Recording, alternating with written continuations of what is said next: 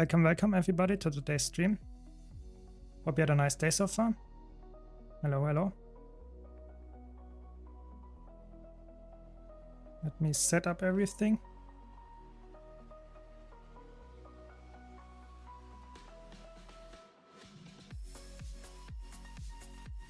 So I'm so hyped for tomorrow. What can I tell you? This is like, for me, biggest like thing in the last weeks. We get to see how the new elite specs look, how they play out. Hopefully every single trade in the tech. That will be really exciting. Just amazing times ahead. Amazing times ahead.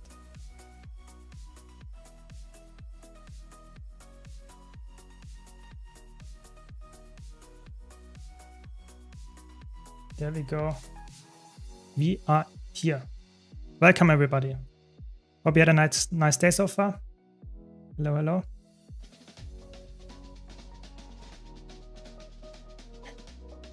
So let's do some daily achievements for the return to get some mystic coins. It's actually quite easy. So you can actually get the Amnitas one and the Rift Hunting one in just one go, so to say, if you go for Rift Hunting in Amnitas. Yeah, makes sense. That's really good thing to do. Can recommend. For 2 mystic coins, pretty good value for 3 rifts, 2 mystic coins plus the normal value of the rifts. Looks good to me. So where is it? Can't see it on the map. Not nice. I have to look for it. It's not good. Yeah, so I'm really excited. You know, the Troubadour looks interesting. I think the Guardian one looks very interesting. I think that looks the most intriguing to me. Not necessarily because it is like my favorite fantasy. I have to be honest. I'm not sure if that will be my favorite fantasy-wise spec. But I think it looks very broken, as well as the Troubadour one. I think the Gale Shot looks the least interesting to me. Doesn't mean at least the least broken. I think it will be fun to some extent, for sure. But yeah, we will see how it turns out. I'm just very excited for the preview. So yeah, I hope we actually get to see every single trade, every single skill. That will be the most interesting thing to me, of course. But it could also be that they just showcase the general mechanic, how it plays out. Either way, I'm pretty excited about it. So let me know. Maybe you have some different takes. Maybe I'm a little bit like weird and looking forward to other specs than other people. But yeah, I'm quite excited for the preview. Welcome. B45 Chinsky. Welcome. Hope you have a good day so far. I had a very good one so far, and yeah, I'm just quite excited to see how it turns out with the next upcoming weeks and the next elite specs. Yeah, tomorrow we get the preview. I'm really excited to see how it looks, and yeah, I'm just like in a good mood and hyped for the expansion. So hopefully someone here has a motivation to open. That would be good. Check.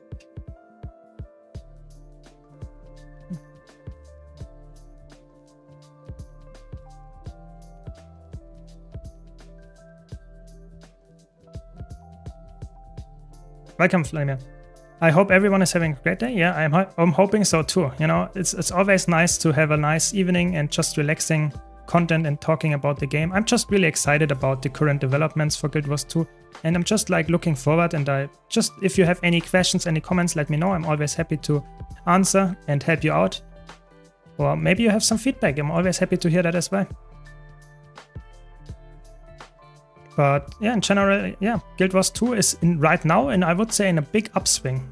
Not necessarily because of the content we got, definitely not, I would say, but just in general in the publicity and how the general community feels about it. I think actually most people are actually looking forward to the expansion and are actually quite happy with it, how it's currently plays, even though we didn't get anything new for the last 1.5 months or something, and we will not get anything new for the next 90 days or something, which is completely fine because we get a lot of hype for the next expansion. And I think that's maybe even better for some people, for example me.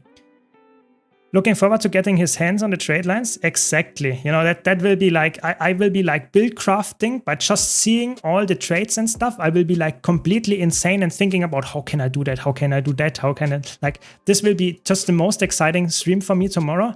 And I will do a video about it, of course, but I will be so like excited. I'm not sure if I can like summarize and bring up some kind of concise thoughts about that, or if it's like more about, this build will work and this build will be broken and this will be crazy, you know. So I'm really looking forward to that, but I'm not sure if everyone is so excited like that, yeah. It's definitely one of the biggest appeals of Guild Wars 2, build crafting. Yeah, I think so too. I think if Guild Wars 2 wouldn't have the build crafting element, or at least it would be not as exciting, not as big as it is, I think I would not play Guild Wars 2 anymore. You know, I played the game for over 12 years at this point, and you will just not like have a lot of content after 12 years left if you don't enjoy build crafting and go for like 7 different builds all the time. I think that's the biggest thing that keeps me playing. And I think that's also a really good point for a new player. If you want to get into the game, there are so many options. You know, there is for a build for almost every single class fantasy. There is a build. So you can just enjoy whatever you like.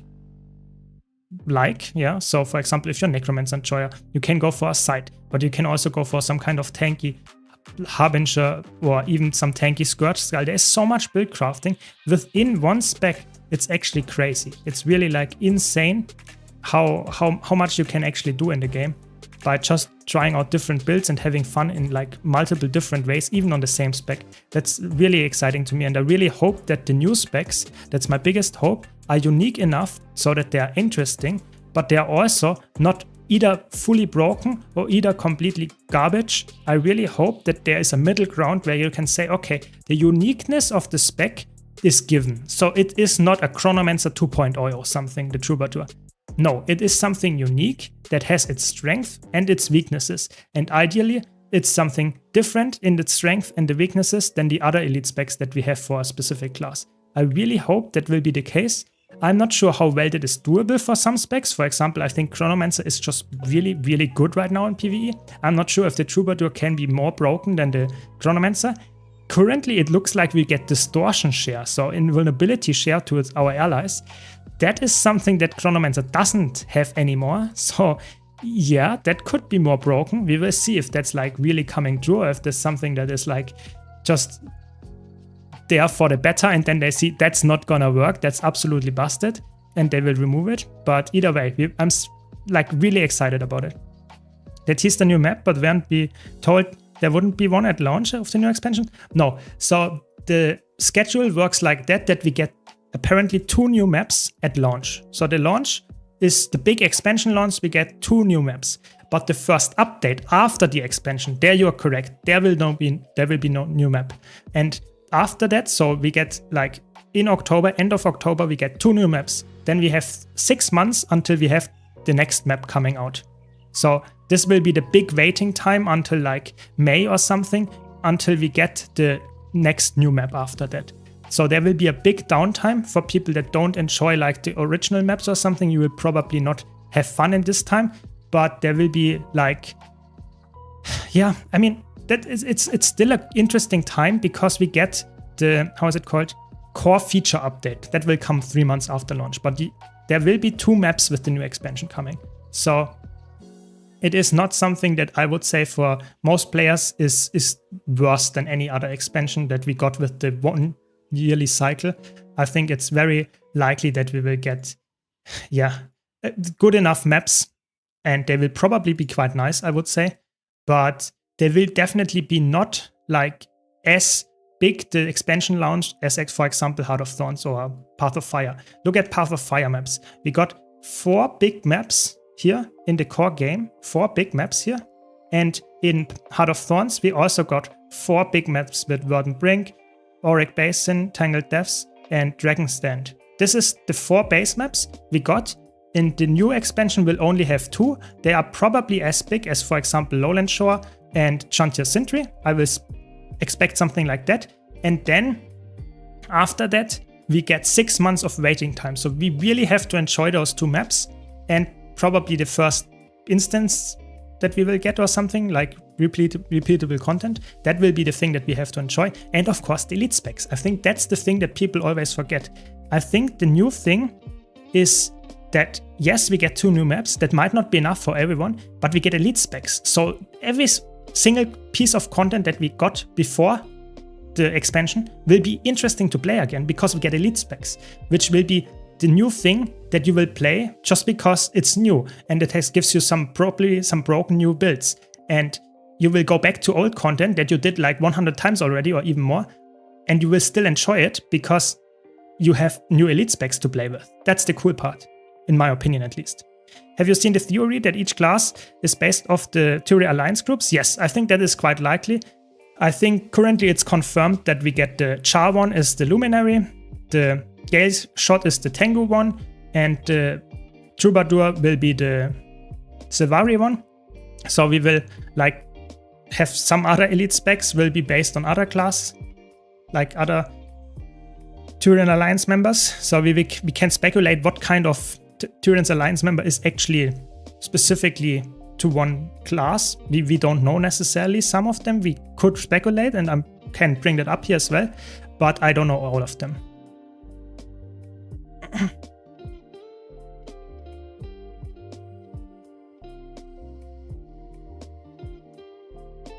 One second.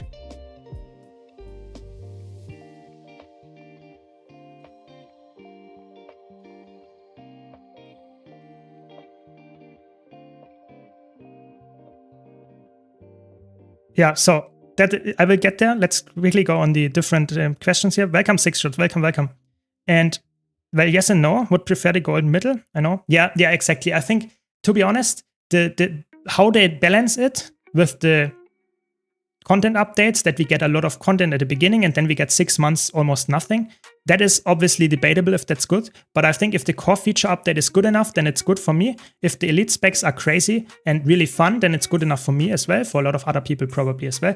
But if the new maps that we get with the expansion are quite boring and the elite specs look like not too exciting because currently we don't know how broken or how fun they will be, then I'm a little bit worried. But to be honest, I don't expect it. You can get skins everywhere in the game. So you just have to go, there are so many skins. Just looking here at the wardrobes, look at this, how many skins there are in the game. That's all skins for your character. You just have to collect them via the trading post, via going for achievements, the gem store. There is so many different things to collect, and that's here just the armor skins. There are so many more. For example, weapon skins. There's so much stuff in the game to just collect. Look at this. I'm scrolling like giga fast, and there are like so many hundreds, 1,000 skins even to collect. It's crazy. You just have to go out and get them with achievements, gold, trading post, whatever. There's so much different stuff to get. Welcome, Beowulf. Welcome. Yeah, not even 100% collected. Yeah, I'm going for it. I have the guaranteed wardrobe, I think. If you know this item, guaranteed wardrobe unlock gives you one guaranteed unlock in your wardrobe, and I don't have any item in there anymore. So I have that many unlocked, but I'm still not even close to 100%. There are so many items in the game. Yeah, so if I'm looking for a simple warrior build for open world, which spec would that be? Warrior is, to be honest, not really crazy difficult in general in the open world. So you can check out, if you type !builds in the Twitch chat, you can actually see which kind of warrior builds I have for the open world. And I have like multiple, like 4 or 5. And they are all good in the open world. But the most simple one, it depends a bit on your playstyle. Do you see something that spams attacks and you don't have to care about the rotation as simple? Or do you want something that is slow paced? Because that's a little bit different what you would select there. But there's something for everyone. Warrior is not too hard to play, I would say. Yeah, so 12 tables. So exactly, I think the human or the Scrid one, probably Scrid to be honest, will be the Antiquary, because there was already a Scrid in there, and I think that makes a lot of sense. But yes, you are right, it could also be the human one. I think that could be the human faction. So that seems likely. Then the engineer one is quite likely to be the Asura, because we already have the Char confirmed to be the Luminary, and I think the other likely one for engineer was the Char, but it's now gone. So because there will only be one for each race, I would say. So I really suspect the engineer will be the Asura one. So we have the medium armor classes already covered, because we know the Gale Song will be the Tengu. Yeah. So that is quite easy to say. Yeah. And then you have exactly the Quicksilver, or however it will be called. The Evoker will guaranteed be the Norn, because there are some runes, some kind of Celtic Norn runes on this evoke pet, this Foxfire, Firefox or whatever you want to call it. This is the guaranteed to be the Norn one.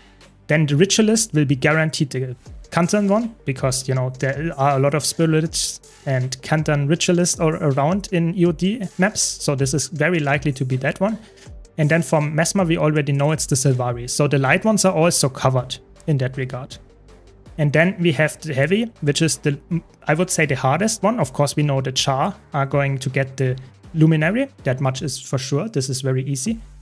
But then it gets a little bit more interesting. The Elonian is probably the Paragon, or the Paragon is probably the Elonian. Yeah, so Elona, where I'm currently at in those maps.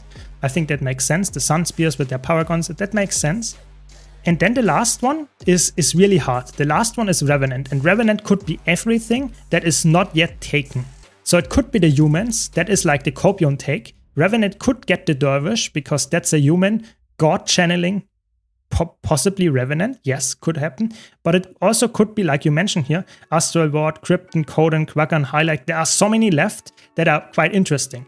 But I actually predict it to be the human. I really think that the Revenant will get the human, and that the Antiquary is the Skrit. I think that's the most likely one, because there will be humans in there. I don't see some kind of like game that has humans in there that doesn't come up as a major faction in the elite specs. So I really think that Revenant will get human. That's my prediction. For Warrior, 2 weapon ones for the gathering speed, in my opinion. Interesting, interesting. What is the easiest method to obtain legendary armor, and how long does it take? Do I need to actively raid? No, you don't. So raiding in Guild Wars 2 is required if you want to get the raid legendary armor. This has a special skin and looks quite cool. Yeah. So let me equip those, or let's skin it over. Let's give it a second, and I can show it to. Has a quite a nice skin. Yeah. So how is it actually called? Perfected Envoy armor. So that looks like. Is it there? Give me a second and I can put all of them on. So this is how it looks, and if you go in combat, then it draws and it looks a little bit cooler, has some flying stuff. If you like that style, this is what you need to go for. It's probably the most like flashy animation and stuff for a legendary armor, but you don't have to raid. It's one of the faster ways to get it. You can go open world. It's very grindy, the open world one. I have this as well. I can tell you it's quite grindy, but it's very easy in that sense. It just needs time commitment, and you can grind for the most part like 24/7 and get it faster then. So I think the open world one is actually quite fast. And the last one, or the second to last one, is the world versus world one. It's quite slow in world versus world because it's somewhat time gated. It needs like multiple weeks to complete if you want to go for full legendary armor, but it's quite easy as well. You just have to play some world versus world and we get passively. And the middle ground would be PvP. If you like PvP, PvP can be grinded quite hard as well, but you have to like PvP, because otherwise you will not get to the point that you get 6 armor pieces. So I would say overall, open world one would probably be the fastest if you grind like crazy, but it is quite grindy. So I would recommend, if you like world versus world or PvP, you can go for those modes. The fastest way overall would be mixing. Would be like going for like 2 open world pieces, like 1 world versus world piece and 2 PvP pieces. And the last one is like up to you, what you currently already have some tokens. So it's a little bit hard to say which is the best for you. All of them take time. It's after all a legendary. So that's my take there. Yeah. Love to play with Greatsword. Yeah, then I'm really sorry. Greatsword is a weapon that needs a buff. Greatsword is like really not that good. The only build on Warrior that really uses Greatsword is Berserker. You play Power Berserker with Berserker stats like the name suggests, and you play Greatsword and stuff like that. Then it works, but it's not the best choice for open world. I would say it's a decent pick, but it's not crazy good. So just if you enjoy it, go for it. You will succeed in most content, but you will not like solo, for example, legendary bounties with it. That will probably be quite hard. Yeah, see you, Tiamat. We all know the Revenant is 100% a Quaggan. The symbol is the teeth. That would be so fun if it's really the teeth of a Quaggan. It's so good. It would be such a good one. I would really like that. It's crazy. Thanks for the tier 1, Vladimir. Really appreciate it. Thanks a lot. Thanks for your support. So, hope you enjoyed the stream. Yeah, but I'm thinking, was the Forgotten Astral Ward for Revenant, in my opinion? It could be. I'm not sure. The thing is, then there would be no human, you know? It could be the Antiquary, could be human, to be honest. I can see that as well. But there is a squid there, so that would be really weird. So maybe it's like some kind of alliance between the human and the squid to make that happen. But I really think that Revenant will get human. I really think so. But we will see. Maybe not tomorrow, but in a week, hopefully. Maybe in 2 weeks, yeah. Could you make a video on if you were to start from zero, what core build would you use and what elites would you unlock first? So Unknown, that depends a bit on what kind of class fantasy you want to play. So if I always recommend it to a new player, if you want to play the game and want to start out from scratch as a new player, pick the class that you enjoy the look the most. If you don't know about the look, just check out my video where I showcase every single class. It's called something, which class to pick in Guild Wars 2 or something. You can just look at my channel, you find it there. And I showcase every single elite spec and every single class, how they play out, and give you a very short description of it. So that you just look at the fantasy of the class, how it looks, how it plays, and then you decide. Because each elite spec is playable in every single game mode, really.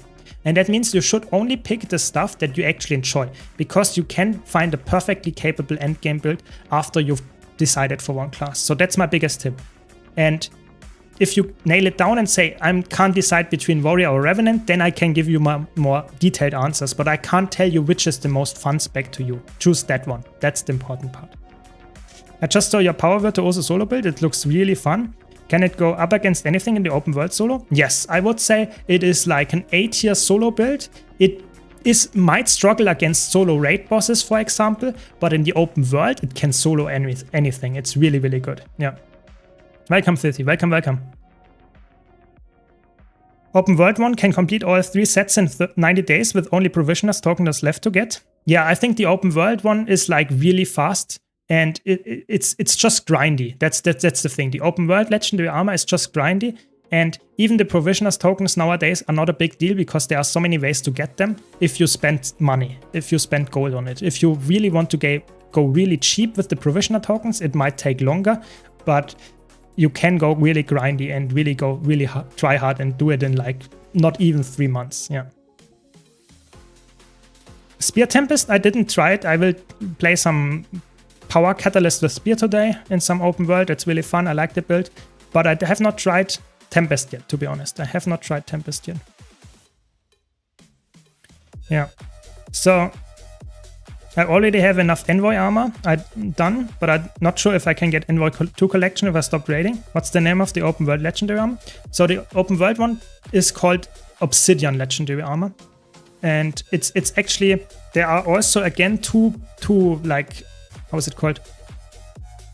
Stages. One is the just normal looking one. It looks really basic, so to say. It's not really legendary looking. It's just a basic, like somewhat cool skin. And then you have the glowing one. The glowing one, if you want to go for the glowing one, then you have to take another like round at the meta events and that kind of stuff. It takes longer, but this is really the basic looking skins. It's not amazing or not bad, but it already has the legendary like features. So you don't have to go for the more grindy variant of the more skins. You can do that whenever. After that, you can go for the full legendary and without too crazy of a skin. It looks good, but not too bad. Not like too crazy, I would say. Is there any Power Mirage PvE build? Yes, there is. It is not like competing with the currently absolutely overpowered Condition Mirage build for PvE, which is like at 53k DPS per second. This is really crazy, like it's insane. But in general, I would say Power Mirage is actually surprisingly decent as well. Especially if you want to tech, for example, a lot of mobs in the open world with Greatsword. It's really good. I'm playing Viva? Nice. Have fun with Viva. Viva is a really fun spec. I like it a lot. Yeah. What's happening tomorrow? Tomorrow we will get the first really deep dive of the first 3 elite spec that will come with the Visions of Eternity expansion in October. So it will be, tomorrow will be the first showcase of the devs talking about it, showcasing hopefully every single trait and attack of the Antiquary, of the Troubadour, of the Luminary, and what's the last one? The Gay Shot. Those three will be like showcased quite deeply, as far as I know at least, yeah. Thief is so lacking in variety. Spectre was a good start, but if you jump into World vs. World, there's pretty much one option for Zerging. It's not that amazing. Yeah, Thief is like, I really hope that the Antiquary brings some new ideas to Thief. Because Thief is really like, Spectre is like the biggest thing that you can play in all game modes. And then you have Daredevil and Daredevil, which is quite similar. They are like almost exactly the same what they do. So I really hope that the Antiquary is something that the other three are not, so that it actually can fill a spot in other roles that you would normally not fill in the niches and stuff. I really hope so. I love the idea of Spectre as a lifelong Thief main. It isn't my favorite to play though. Yeah, exactly. I hope that there will be like the Antiquary will be something that is like interesting and unique and different than the other ones. It might not fit to everybody's playstyle, but at least it will be something different and hopefully it fills a different niche. That's my hope there. So let's concentrate to not miss the pinata here, you know, standing here for 15 minutes and talking to you and then missing the pinata would be a little bit sad, to be honest. On Rev, we need to get some Evil Legend because the ratio is messed up with we got Chalice, Ventari, Kala, Dual Windy Legend in a good team and only Shura and Malix in a bad team. Yeah, I could see some Evil Spirit or Evil Demon coming. Will be interesting what it will be and how it will look into the general, like, is it a human, is it some kind of astral ward? Cryptus even that you summon could be. I don't know yet what it will be. Even the Forgotten could be anything at this point. But we will see, and I really don't know how this would go into the gameplay, because that's for me the important part. If the lore is okay and interesting, that's good enough, you know. But the problem is that I see is the gameplay also has to be fitting. You know, you can't just say, oh, that's a really cool legend, but then the gameplay is like completely useless, you know. So they really have to look into that. What fits there for the just the general design space that they want to go for, and then they decided. I think that's how they typically would go for that. Yeah. So what core build would I use for each class? So I would go for leveling builds. I would always recommend to play as much power as you can get. So you play Berserker all the time, because for leveling you play in the open world obviously most of the time and in some instance content and that kind of stuff. And you will, because of that, encounter a lot of very easy mobs, and power is just better. So you would always go for some kind of power build. So for example, if you go with a warrior, you would go probably for Great Sword and Axe or something. Then for Revenant, you would probably go for Sword. For Guardian would go with Great Sword, and everything would be full Berserker. That would always be my leveling requirement or like recommendation. For Thief, I would go with probably Dagger. And for Ranger, I would probably go XX or Sword X. For Engineer, I would go with Rival. With Mesmer, I would go with Sword or Great Sword. With Elementalist, I would probably go for, I guess, Dagger.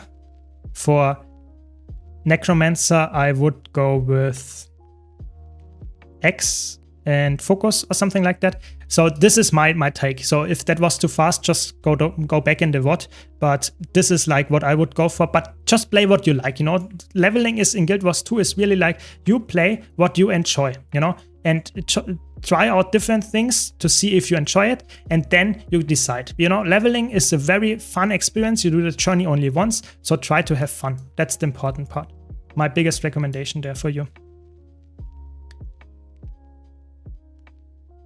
As for the Thief Elites, I predict Squid-inspired specs since they went with Tango for Ranger. Yeah, I think I could see that. But like I said, I think if Thief gets the Antiquary, and that will be the Squid, you know, Squid faction, then there has to be a human one. You know, that's like, why would human be the only really major faction that is not there? So if the Antiquary is not human, then it will be the Revenant one. That is like, to me, 99% sure. I really don't see it any other way. I'm about to get my third set of full Ascended gear and want to heal Fractals, CMs, and T4s with Tempest or Scourge. What stat should I get? Harrier, Giver, Minstrel, Magi? So it depends a bit what you want to do. If you want to only play Fractals, you can go for all 4 of them. I would recommend going either for Harrier or Giver. those two are probably my recommended stats, because Minstrel has a little bit lower boon duration, which is not really the thing that you want to go for. You want to go for the highest boon duration possible. If you plan on raiding, you might consider going for Harrier if you don't want to be the tank. If you want to be the tank in raids, then you go for Full Giver. So, and Magi can also be working. I think for the most part, I would say either go Harrier or Giver, but everything of the 4 that you mentioned should work. Just for both builds, actually. Healers are actually quite flexible in that regard. Welcome, Drum School. So, yeah, exactly. So the question was how to counter a thief in World vs. World. So this is a really tough question to answer. So the first thing that I want to mention here, if you fight against a really good thief, yeah, I'm talking about a really good thief, then you will probably have problems, yeah, just straight up, because they already know if you like are a target, they can win or they can not win. If they know they can win against you, they will engage the fight, try to kill you. If they don't succeed, they disengage and engage again. So how can you win against someone that actually knows how to play thief? Because if you fight against a thief that is bad, you will just win anyway because you are better than them. But if the thief is good or at a better level than you, you have to catch the thief off guard. So that means you have to have like 3 possibilities, because a thief always plays in World vs. World a very like sneaky playstyle. He tries to engage on you, tries to kill you, tries to burst you, and if that doesn't succeed, they disengage because they have superior mobility typically. So you really have to think about, how can I interrupt this mobility? So 2 things happen here. Either you apply a lot of pressure via power damage or condi damage, so that they are really like overloaded with damage and either die really fast because you burst them with power damage, or they can't cleanse all of the conditions and they die because of it. Those 2 options are always a thing to do. And the last option would be to CC them, so that you actually CC them and really get them, so to say, to use their stun breaks, so that they can't use it to disengage, but they use it to break stun, and then you can damage them. So always think about how to counteract the thief. Use one of those 3 things while you also go to an no-port spot. What does that mean? In World vs. World and PvP, there are spots like this one here where you can't port to. So if a thief wants to port or steal on you, it is not possible to do that if I stand here, because there is no valid way to the target. If I go down here, the thief could port to me. If I go up on this rock here, they can't teleport to me. And this means if you go to those spots where you know there will be no ports coming to you, they can't port on you and they have a way harder time fighting you. You might have some ranged attacks that you can pressure them. Stuff like that helps a lot. But in the end, it's always about experience. Just knowing how to fight thieves, trying to like get better when you lose to one. Think about what you could have done better, stuff like that. It's always about improving at your own gameplay. Hopefully that helps a bit. I'm disappointed with the Ranger's new Elite spec. I feel like they just reskinned Gunsaber from Warrior and gave it to Ranger. I'm not sure, to be honest. I will only judge if I see it in action, because maybe it's really cool and maybe it's like, for example, Virtuoso for Ranger, that you gather some feathers that you then shoot in some kind of special bow thing. But it could be the Gunsaber for Ranger, and it could be like a little bit boring, that you just lose your second weapon set and you just get another bow. That would be a little bit like, doesn't feel that great, but maybe the gameplay is amazing. You know, I will judge when I see it, but I can see why you would say that is not your favorite playstyle. I just hope they implement it well, and then hopefully the fantasy is still like fulfilled. We will see. I'm like conservatively positive about it, to be honest. We will see. Welcome, Sirius. Welcome. Wanted to ask for Revenant, what build is good for open world, power or celestial, so I can pretty much solo everything? I would go for celestial. Revenant is really, really strong if you go for celestial.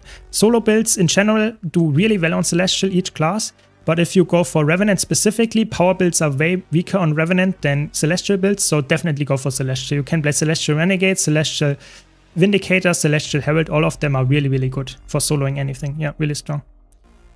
No, I think the Necro one is the Kanta. That is pretty sure filthy. So that will be, the Ritualist will be Kanta, because we see that all the time, that those spirits and stuff there are like Ritualist. That is pretty much confirmed. And the Engineer one I would say is Asura, because nothing else really fits Asura. Because Revenant Asura, I don't see it, to be honest. But maybe you're right. Maybe there is some other space left open. Yeah, exactly. Good point. Always try to complete the map while you level so they get good experience, and you also need it for later for going for legendaries and stuff. Good point there, Badeka. Good point. I do like that these elite specs and future ones seem to be opening up each class to fulfilling more roles. I hate playing a lot of characters and would rather just play one that can do multiple things and don't want to be a Mesmer. Yeah, exactly. I mean, obviously Mesmer is really good at that, but I think with all of those elite specs coming, there is like almost no role for any class that you can't fill. You know, this will be really like every class will now have the possibility to play a healer, to play alacrity DPS, to play quickness DPS, to go full DPS, go condi build, go range build. That's really insane. So I think that is like a big plus, of course, but it also makes it more challenging for new players to get into like how to play all of those specs. So we will see. We can't get the... Let's wait a little bit longer for the treasure mushroom, but we have to go back and get the chuck as well.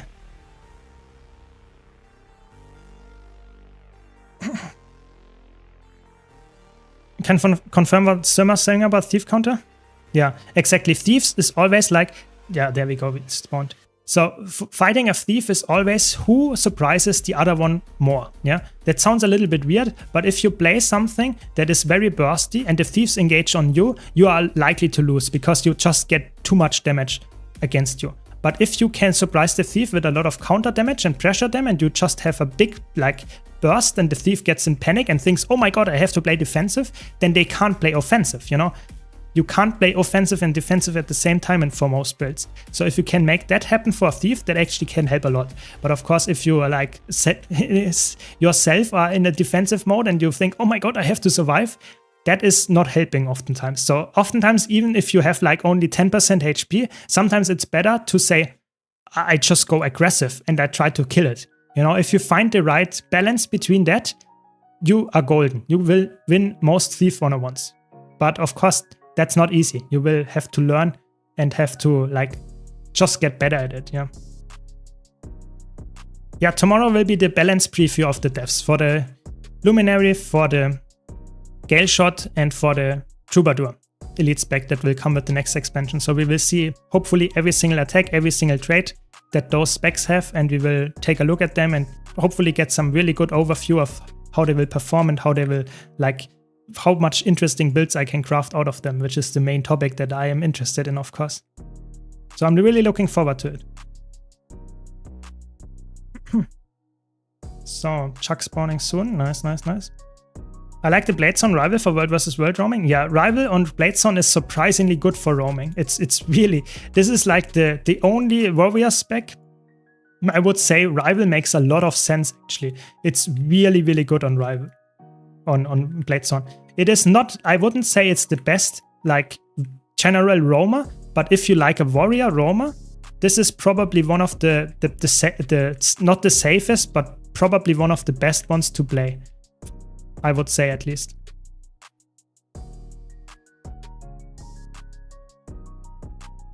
Yeah, I really like the idea that you play a Bladezone that uses a really hard-hitting like charged up gun saber, you know, dragon trigger attack, and then you play also rival to shoot from range. I think that's a really fun idea. Sadly, that's not something that a lot of players play because Bladezone is just not the best spec right now, I would say. For competitive modes, it's decent, don't get me wrong, and you can play it perfectly fine, but it's definitely not a spec that I would say is like giga broken and everyone plays it. So yeah, what can I say? I'm just like always happy to see some crazy build crafting going on. If Kanta, then you have the human-inspired one is the human part? No, I don't think so actually. I think actually that because the Paragon is also human, so to say, but it's the, how is it called? The Elonian one, you know? The Paragon is from Elona. So I really think that actually humans could be multiple times in there, you know, Kanta, Elona, that's a little bit different. There should be one from, so to say, Cortyria, from where like Queen Jenna and those guys are from. So I could see the Revenant being like the Dervish or something. But like I said, Filthy, I'm not a lore guy. I can't like predict stuff. I'm the gameplay guy. I can tell you how the gameplay looks like, how fun it will be. That is for me the thing that I can talk about. Let's be honest, everyone is really waiting for the Revenant elite spec. To be honest, I have, for me at least, I think the Revenant one is the only one that I'm looking forward to in terms of mysteriousness. I have no clue, maybe the engineer one as well. I don't have like any idea which like gameplay or mechanic or just in general interaction they would implement for the Revenant, maybe as well for the engineer. Those two I have no clue. All the others, I'm pretty much like, yeah, I have a general idea how that will look like or how it will play out typically. But for those two, it could be anything, you know, especially the Revenant. For the Revenant, we don't have any clue. We don't even know what the icon is like. It could be anything. So I'm really looking forward to that one. How it will play out. But with my luck, I could see that happening, like being the last one that we will get, like in 2 weeks. So over 2 weeks, we will get the information on that one. But yeah, I will be excited anyway. I can wait for 2 weeks, even if it's like the one that I'm the most excited for. Except Ranger, no Alacrity DPS. Yeah, that was like, that was for me the biggest surprise ever. You know, I was expecting for Ranger to get guaranteed Alacrity DPS spec, you know, because Druid is like clearly not made for being a lag DPS, because you have to choose being the DPS trait or being the Alacrity trait. You can't choose both. And that's for me like crazy that they say, no, Gale Shot will also be like that. That it will also be quickness. What? Then we still have no elect DPS for Druid. That's actually insane. I'm actually not like completely convinced that they say this is like how we leave it. They could actually, for me, I could see that they say, nah, we will go and we will repeat it and just make it like that will be like we've still the Alacrity one. I really I don't get it, to be honest. But maybe they have some deeper like reasons for that. We will see. Maybe it can share both and they are completely like screwing with us. Could see that as well, but I don't really hope. I hope not, because that is a little bit weird, to be honest. But still. Welcome, Kamil, welcome. From these 3 shown classes, which one are the most interesting for you? For me, it's Guardian. So I personally would say from a design perspective, I'm actually looking the most towards the Guardian one, because I think the Guardian one from a design I did not expect. I did not expect the Shroud, and I think that's from a mechanic and stuff that looks amazing. And Guardian has crazy good baseline traits and baseline utility in the skills and stuff, so I think Guardian looks very promising. But the Troubadour, because of sharing distortion, that's what they mentioned or implied at least in the blog post, that looks absolutely broken. You know, sharing invulnerability to its allies, I don't see that making in the perfect like in the game. I think that's in the beta test. We will see how broken this is, and no one will like say that this is like something that they want to get into the game. So I really think that I'm looking forward to Guardian from a design perspective, but I think the brokenness, I think Troubadour is absolutely broken already. I really would like be absolutely surprised if they like didn't change that distortion sharing. That sounds crazy. Yeah. Thoughts on a new player buying bag of coins via Mystic Wizard's World? So you can check out my Wizard's World tier list if you want, Conman, on YouTube, where I rate every single piece of the things. But bag of coins, like getting gold out of the Wizard's World, is really good. It's like for every single player, bags of coin is a really, really good thing. Yes, this one is quite expensive, but you can use it indefinitely. So it's really, really good to just get some more gold. Yeah, I would recommend it. But there are some other things to get first, I would say. Yeah. For the most part, I feel the hardest to play against Thief is a Sword Dagger one. Yeah. Sword Dagger is the most annoying one because they are so evasive and go in and go out. Yeah, that's the playstyle that I mentioned with the disengaging and engaging one. That's the hard one to fight against for sure. Gale Shot showed nothing about pet. That's kind of interesting. Yeah, I was thinking about that as well, but some people in my YouTube comments mentioned that there is a phoenix in the background, so that could be the pet, but maybe it's also about like the pet is not necessary or is not like really the main focus. That could also be the case. We will see. You know, tomorrow we have to wait until like 24 more hours, so I'm looking forward to anyway.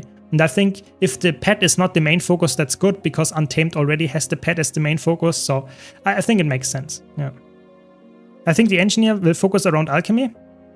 Yeah, it could be for sure. I think it could be about metallurgy, so about metals. I think that could also make sense because it's somewhat of the Quicksilver or something. That could make sense, yeah. Luminary is inspired by alliance and cooperation between Iron Legion and Flame Legion, as far as I understand, so maybe some other specs also be born from cooperation. That could be true. It could be human and like Squid then and for the Antiquary. And we get some crazy, like interesting one for Revenant. Yeah, sounds good. Funny thing is that I'm a day 1 Thief main explicitly because I mained Assassin back in the day. I was not the best choice.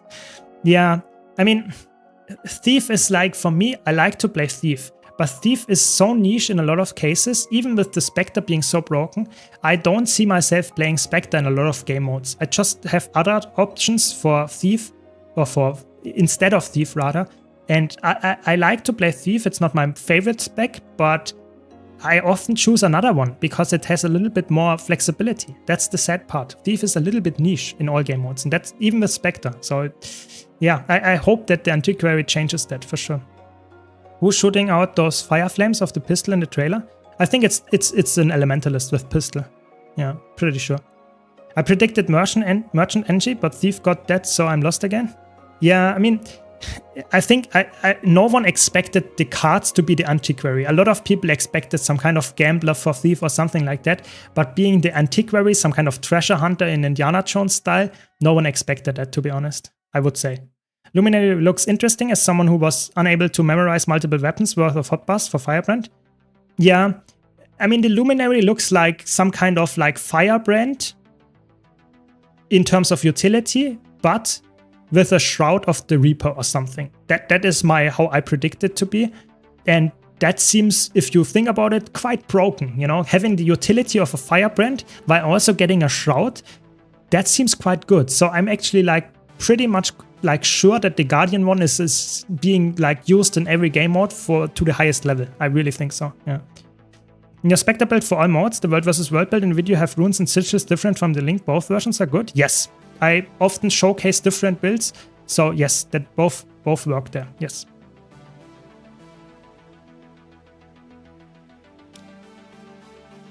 Don't worry, Conman. I'm always happy to answer questions, and it doesn't matter if you like did not know that I have a video about it. Sure, just ask, I can guide you to that. So be sure to watch that though, that will help you a lot about the Wizard's World for sure.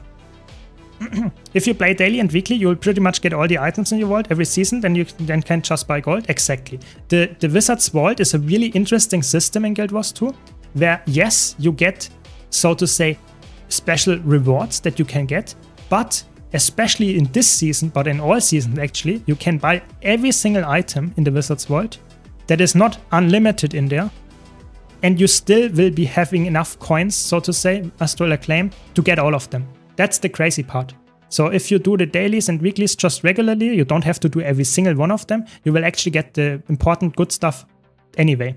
And for a new player, I would say getting for a lot of good stuff is typically Ascended stuff, but also like just general useful stuff, like I mentioned in the Wizard's World tier list. But in general, I would say don't worry too much. Buy the stuff that looks interesting to you, maybe with some guidance, but in general, Wizard's Vault is like a big plus. Whatever you buy, it's just really good typically. There are some traps in there, but if you avoid those, you're golden. When World vs. World tier list will be available for everyone, so don't worry, it will come out very soon. It will, as far as I know, I'm not completely sure when it will come out, but don't worry, it will come out very soon, so you can see it as well. I just want to give my channel members a little bit of a bonus for supporting me. That's why I want to give them the video as soon as I uploaded it. World vs. World in PvP, the distortion will probably turn into Aegis, stability and protection. Maybe, hopefully, yes. But I think even in PvE, 12 tables, I think distortion share is absolutely busted.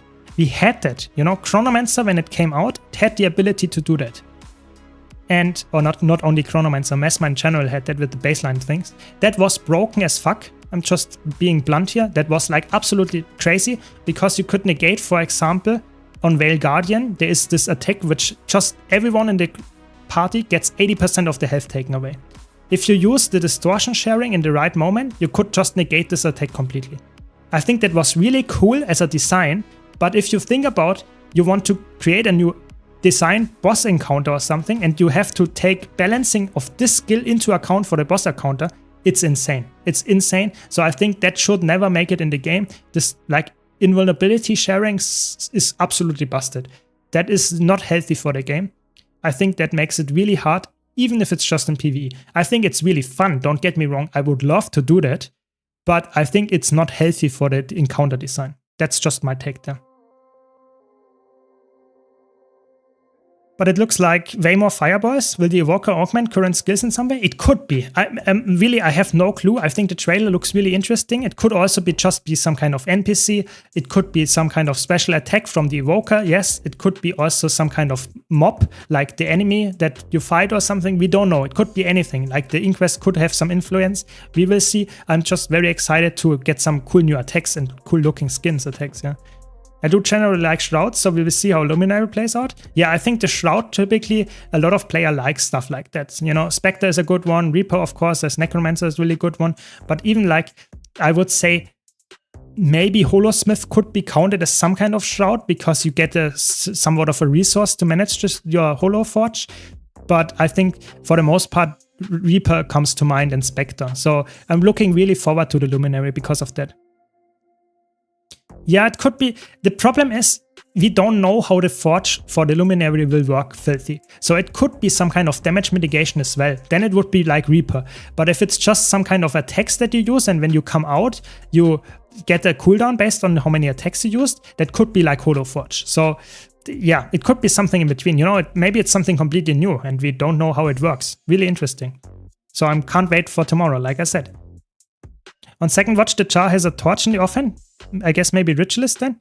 It could be Ritualist, but like I said, it could also be just some kind of NPC, because for NPCs the rules don't apply. You know, there is, since the base game, an NPC in Ascalonian Catacombs in the dungeon that wields double scepter, so scepter. So maybe it's just an NPC that has a special, yeah, like pistol torch thing and is like an elementalist or something. But we don't know. We will see. It's pretty generous battle pass. Yeah, exactly. It's exactly like Warframe's Night Wave. It's like that. I would say it's even more generous, because in the Night Wave you actually have to grind, as far as I know, quite hard to get all of this stuff. In this battle pass, you, especially in this one, you have still 90 days or something left, you know? 96 days to get that. And I played quite regularly Guild Wars, of course, but I have like almost all the stuff already bought out. So yeah, you get like after half the time you are almost done. So it's really a battle pass in that sense without any monetization, and you get like everything in there after like half the time. Yeah, that's pretty generous for sure. Welcome Simka, welcome. Just play your build for Berserk with Great Bow and you love it? Perfect, that's really good, no problem. Glad I could help. What are the traps in the Wizard's Vault? I thought everything was pretty good.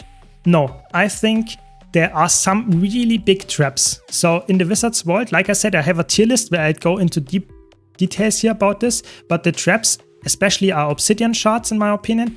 They are way too expensive. Masterwork luck is horrible.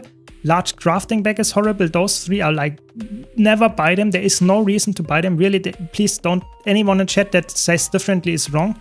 And the lesser essence of gold is like just for crazy people. Don't do it either. So those four are like the big no-nos, I would say. So for the Blish Hut modules, I'm not using that many. I'm using only typically I'm using the session tracker for World vs. World, and I'm using the Mounts and More and the Mouse Cursor one. Those two are, or three, those are the ones that I use all the time. The other ones I just use sometimes. Pathing one is nice for completing maps, but that's about it. I'm not the biggest like add-on enjoyer. I use the ones that like you can see here on screen, and that's about it. But I can see that they help sometimes for sure. This is a really fun build, I have to be honest. I really like Spear on Elementalist. It's not the easiest weapon, but it's a really fun one.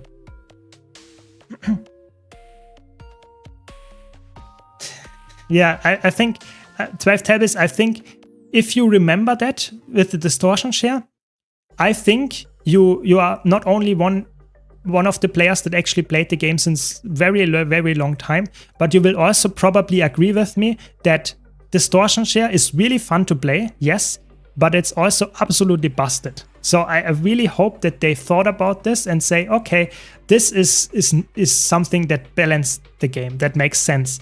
I think even in PvE it seems absolutely busted, so I really doubt that they will bring that out into the base game with the expansion. I think in beta test they will see this is not gonna work.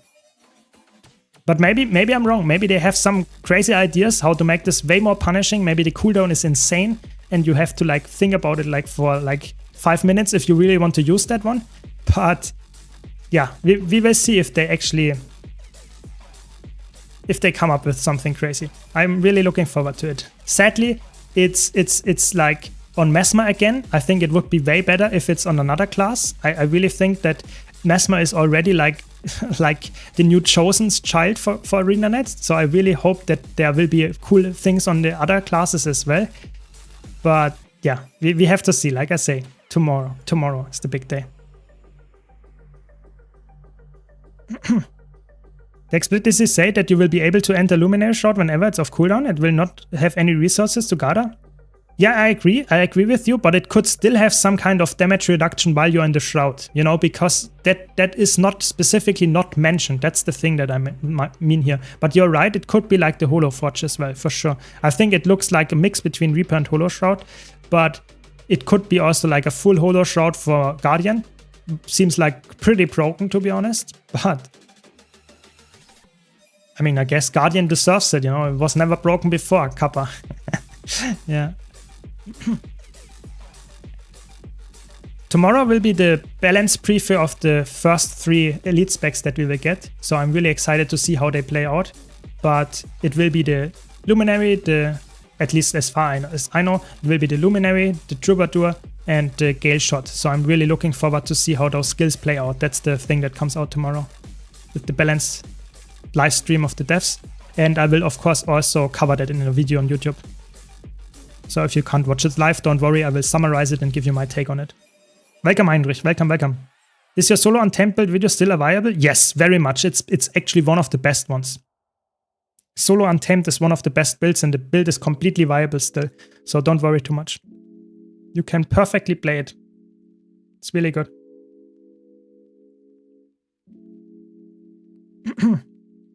Do you recommend any Living Worlds to get Ascended? I personally like to go for Living World Season 3. So for example, Winterberry Farm in, how's it called? Bitterfrost Frontier, that's really good. And you could go, there are like multiple maps in the Living World Season 3 that are really good to farm, just for Ascended Trinkets specifically. Those are really good, like Bloodstone Fen. I would recommend those maps.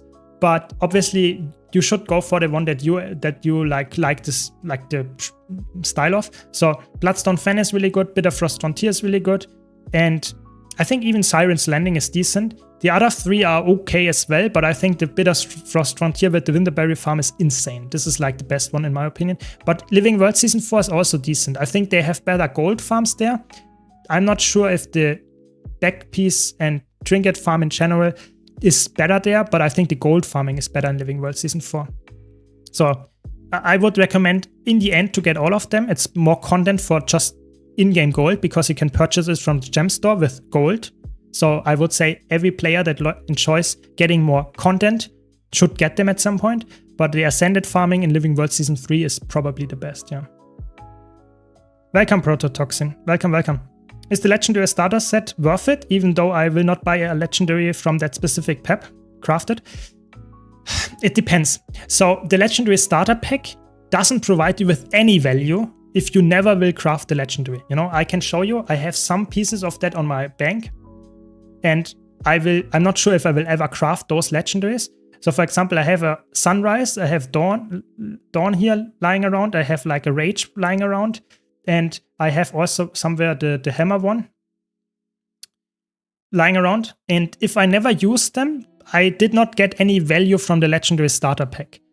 But if you like by chance change your mind and go for the Legendary at some point, then you might actually get value from it. So I would say the Legendary starter pack, you should probably still purchase it from the Wizards Vault, even if you don't mind currently to go for the Legendary. But in the future, you might change your mind, and then you actually get a big value from that. So I personally think, because you can purchase everything in the Wizards Vault, you should get the Legendary starter kit anyways, if you have enough lying around at the end of the season. That's my take there. But yes, you're right. For you, if you don't go for any Legendary right now, it's not that worth it. That is true. The lesser gold takes about 3 years for it to start paying off. Yeah, I mean, it depends. The 12 tables, that's the weird part. The lesser essence of gold, it's such a noob trap. Because the lesser essence of gold, a lot of people misunderstand how this one works. This one increases your permanent account gold find by 1%. Sounds amazing, doesn't it? You know, but it only increases the loot gold that you get from killing mobs. So you have to kill a mob, and then in the bottom right corner, it shows like 1 copper or 1 silver if you're lucky. And that is increased by 1%. So if you think about how much Astral Acclaim you can just convert with the most expensive gold thing, means you can get like crazy amounts of gold for the lesser essence of gold. That gives you 1% increased. So it takes, in the best case, multiple years to pay off. And if you play World versus World and PvP, it will never pay off. So think about that. Don't go for that. For the like almost anyone, just don't go for it. That's like my take there. Please be really aware of this. Have you ever considered ranged builds or making a tier list for them? Most builds are close range and some ranged versions would be useful. So the thing is, in Guild Wars 2, there are some builds. For example, this build that I'm playing has 1200 range. But in PvE, there is almost no situation where you would say a ranged build is straight up superior than a melee build.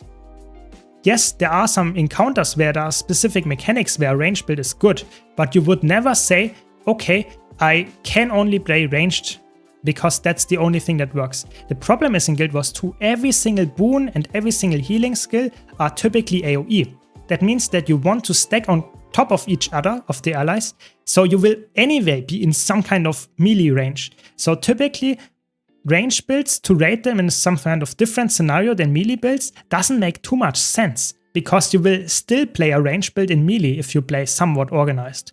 You know, even here, we don't stand like completely spread. Everyone stands like at this range to kill this vine here. No, we all go in melee range to get the boons, to get the melee damage. You know, so Guild Wars 2 is really weird in that regard. So classical range build is not really like needed for most content. For fractals, for raids, sometimes it's necessary, yes, but for open world, for normal like 90% of the content, melee is the thing to go for. Thanks a lot, Crow. Really appreciate it. Thanks a lot for the support. Hope you enjoy my content. So that's the thing.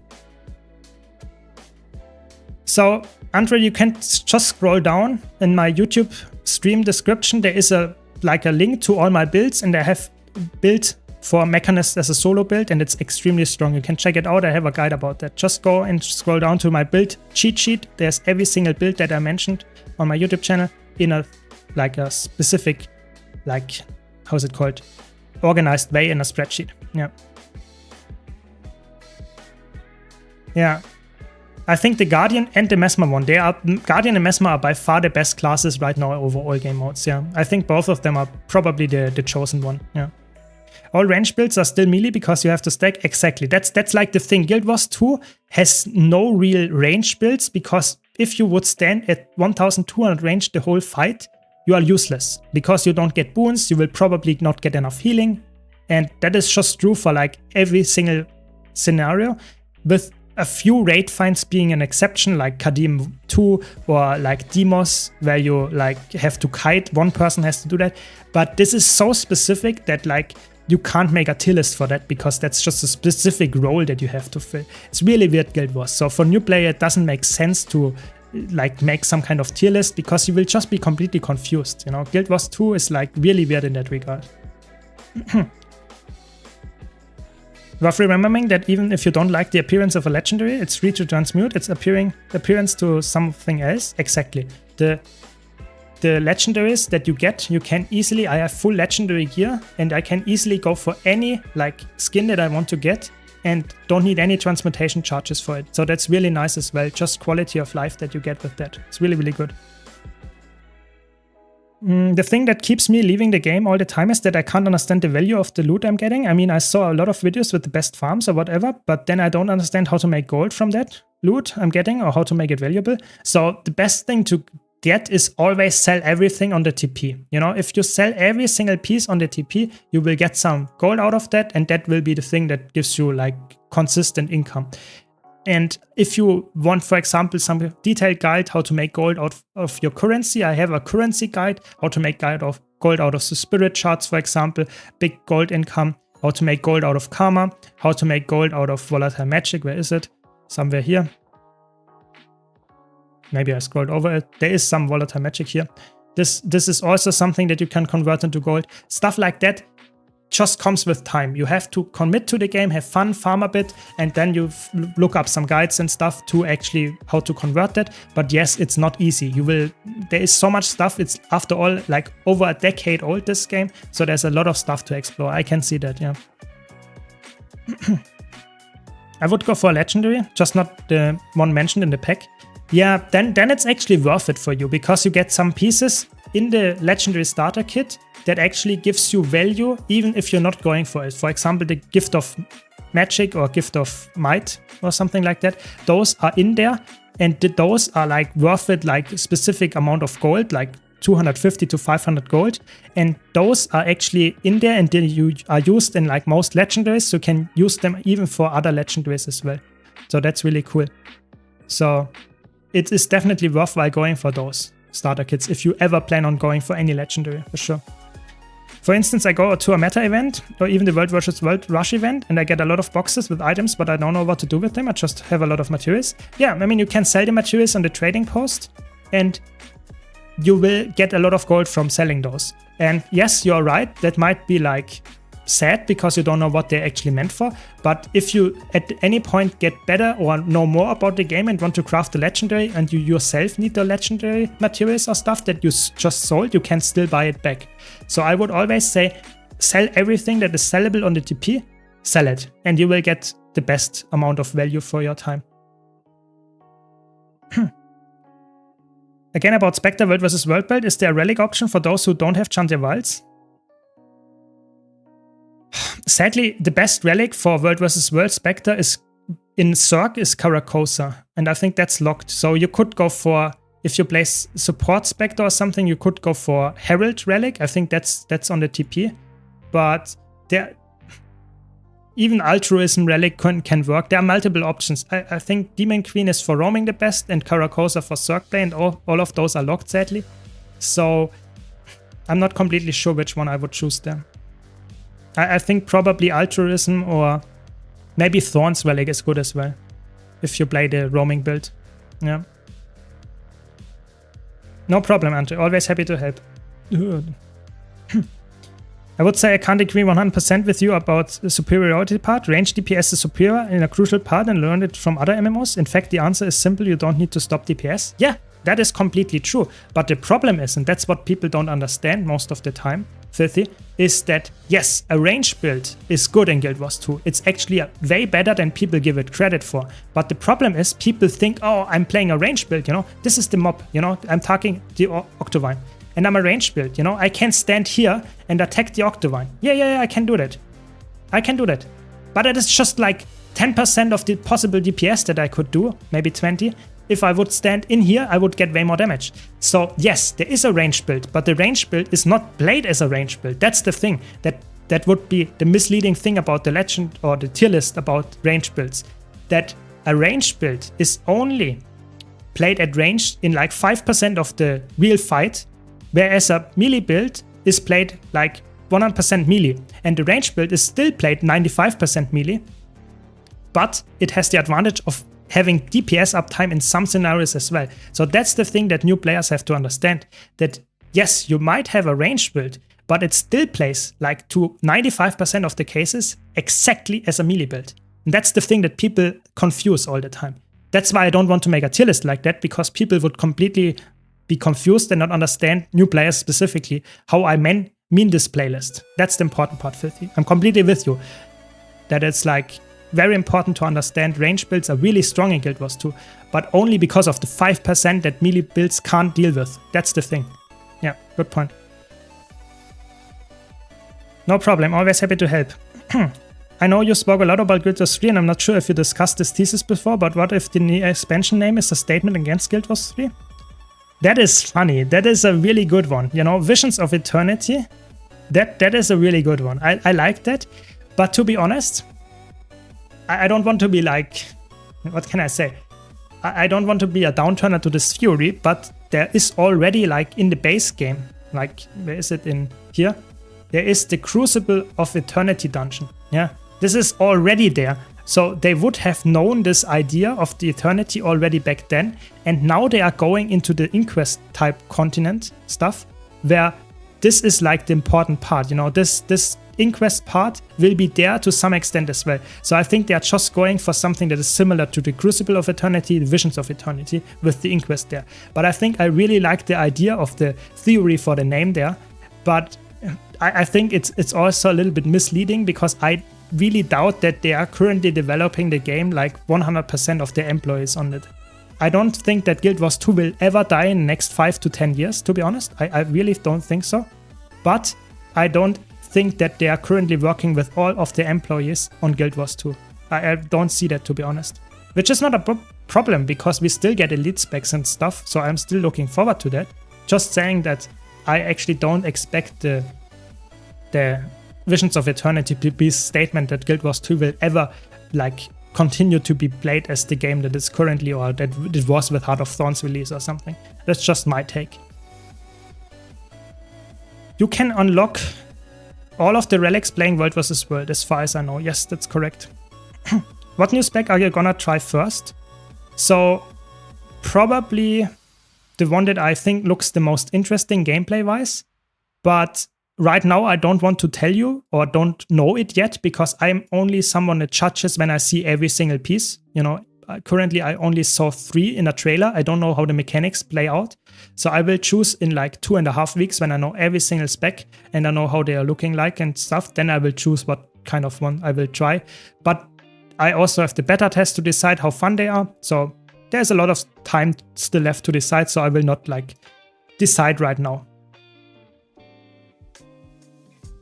No, you have to have the elite specs. You will not get access to the reward track and the stuff from the relics that you need if you don't have the expansions. The relics are locked behind the expansions. You can't get them if you don't have, for example, if you don't have Soto, if you don't have Chante Wilds, you can't get the Chante Wilds one. Yes, there might be a vendor, but you don't have access to its tabs there. Yeah, that's how it works. Yeah, Rival Deadeye, for example, is a good build in specific encounters, but you typically would not play a Rival Deadeye because for its crazy good range damage in like 90% of the cases, because why would you? You don't care about range damage if you are like in 90% of the fights, where you also 100% are in melee uptime. So yeah, I think that's a big misunderstanding a lot of players, and it makes sense that you say, oh, range build is really good and stuff, but you still play it exactly like a melee build. Even if you have a ranged weapon, that doesn't mean you play it as a ranged build. Sometimes, yes, but like in very, very rare situations. And that's the same for Rival Deadeye, sadly. Welcome, Nordpeak. Welcome. I've been thinking about range in Guild Wars 2, and I know how you're losing all the boons by being far from your party, so maybe a good idea could be to have a spec that can leave a clone or something, and you get all the boons your clone is getting so that you can go far away. Yeah, something like that is like Mechanist. Mechanist can provide 1000 range boons or something, because you can send your pet, your mech, to the Bob, and you can go somewhere else and do a mechanic while still providing the boons from the mech. So that exists. The same goes for Catalyst with the Shade Sphere, but it is not a very like common thing. That's the important part. Most classes are really like melee focused to provide the boons, and I think they want it like that. I think that's a balance in these decisions that they make. Yeah. I think Gale Shot would be really cool for buildcraft because of the Cyclone Bow. You could make full melee build that just summons ranged weapon at will. Yeah, I think, like I said, I actually expected in PvP to be absolute menace, because it looks like some kind of crazy ranged attack that you can charge up whenever you want to do that. So you can go to a no kite spot and then actually do some crazy damage. If you have the unblockable signet as well, you can just ignore reflects. It looks quite broken in my opinion, even though people say, oh, it will be really bad in World vs. World. Maybe there will be some World vs. World like focus thing where you can say this is unblockable after you dodge, for example, because that's exactly what, for example, Virtuoso has in the trade line. After you dodge, you get an unblockable blade song. Why not make that the same for a ranger? And then it's unreflectable. Will be completely obnoxious in PvP and World vs. World to counterplay then, but maybe they go for that. Welcome, Arthur. Welcome. But after all, that's just my predictions. Could be completely off there. We never know until we see it. So I'm really looking forward to the live stream in 24 hours. That much is for sure. So let's see if there's someone in... Where is it? Living World Season 4. There we go. In Guild Wars 1, there was a long-standing tradition of running services for in-game currencies or items. How do you see those in Guild Wars 2? I personally don't mind those services and stuff. I think that is okay. I don't really mind it. I think some people would disagree with me, but I don't know. I think it's okay. I would actually, maybe you have some other take there. Give me some details how I can like judge there a little bit more what in Guild Wars 2 you wouldn't like or you like about this. But I personally think it's actually in a decent spot in that regard with those. Yeah. Which other games do you play besides Guild Wars 2? I play a lot of Guild Wars 2, or not really true. I make a lot of content for Guild Wars 2. I currently don't even play that much Guild Wars 2. I make a lot of content for it, if you can see my YouTube like upload speed and stuff. But sometimes I play like roguelikes off stream and also play Warframe. That is like my other second game that I currently play just for calming down a bit. But that's about it. Yeah, I don't have that many other games that I play. Which is fine, you know, you don't have to play like 7 games at the same time. That's just like impossible if you make content about one game like quite regularly. But yeah, I'm quite happy with Guild Wars 2 right now, so yeah.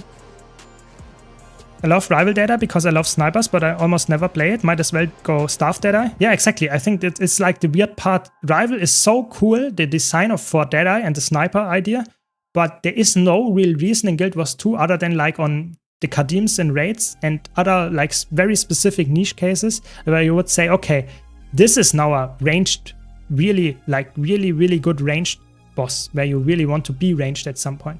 That's the sad part. I really hope that there will be more encounters that actually force you to play ranged in a way that you have to think about it more in your builds that you choose rather than saying, oh, okay, I'm just playing like a normal melee build that has some kind of ranged weapon where you swap to get like 5% of ranged attack. No, I think it would be very interesting to have some bosses where you are forced to play some ranged builds because the boss goes away and you can't go there or something. That would be very interesting. People wouldn't like it because in Fractals that is already the case to some extent. So yeah, there is always someone unhappy about it, I guess. I'll play every class before I settle back on Chrono like usual. Yeah, could be true. If they don't nerf it, that could be like the same thing that I like get to experience.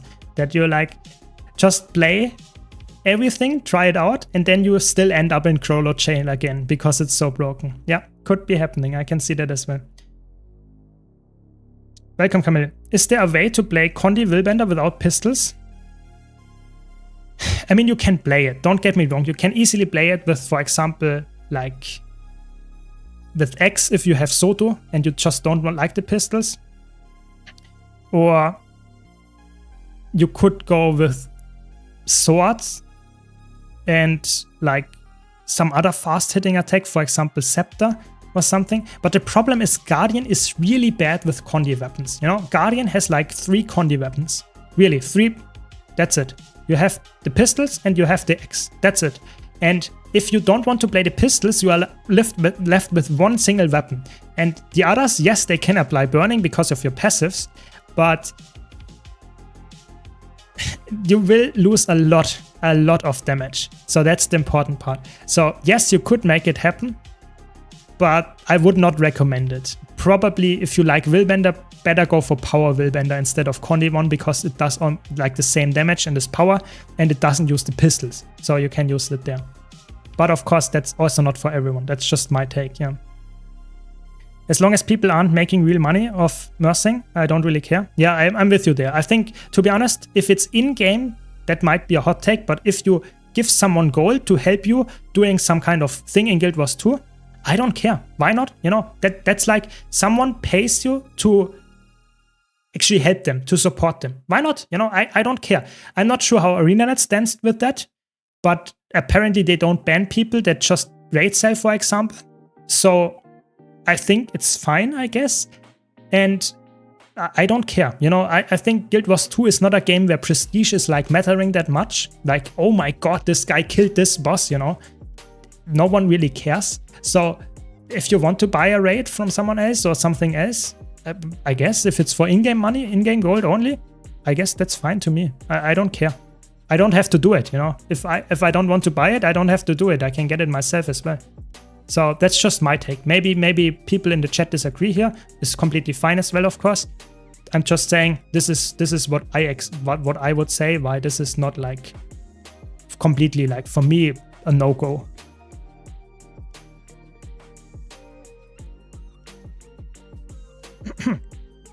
What's your favorite Warframe? I'm not like the.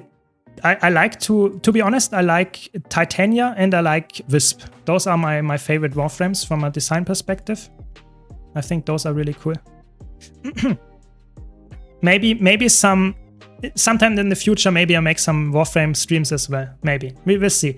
Currently, I'm on Guild Wars 2 focused streamer because Guild Wars 2 is my main game. But maybe in the future, you know, if you're interested, if you are like also enjoying watching Warframe players, then yeah, why not? You know, why not? I'm always excited to try out new things, for sure. Honestly, that would be terrible. I believe a lot of players want to play only melee. Yeah, I think, to be honest, I think melee in Guild Wars 2 is way more fun than ranged. Because ranged is, for me, I play a lot of it, like in World vs. World and PvP, I play ranged builds. But the game, with its really fluid, fast-paced combat, I think it's really favoring melee playstyle, where you run around fast, where you have to dodge attacks, where you are just always in the heat of the moment and not standing like crazy far away, like just completely boring and free casting. I think that is not the most interesting playstyle, but I can see why people still like it. I personally I like melee and ranged. It depends on the content, but I would definitely say, let's see if I can get there. Probably not. Yeah, sadly not. Let's check if I can go like this. Yeah, but I agree. I think melee is probably, a lot of people like the melee playstyle. Oh, it's 9 people. I'm probably not getting in then. Yeah, but I still think it's actually quite even in split. I think a lot of people still like ranged as well. I just think in melee playstyle, especially in competitive modes, feels very fun. It feels really fun. How good is Revenant in World vs. World, Zerg and roaming right now? So in roaming, I would say it's decent. I would say A tier or something, not S tier, but A tier. And in Zerg play, you play Heal Vindicator and then maybe Renegade. But typically, I would say Heal Vindicator is the best one probably of those 3. So I would say it's also okay. It's not the best spec. I would say it's a decent support. It's a really good support actually. I would say Revenant is in a good spot with those 2 specs or those roamings. In roaming, it's really like decent. In Zerg play, I would only recommend going for Vindicator, to be honest. That's what I would go for. That's one of the reasons I haven't gotten much into Guardians. I just want to burn things. Why do I need a pistol?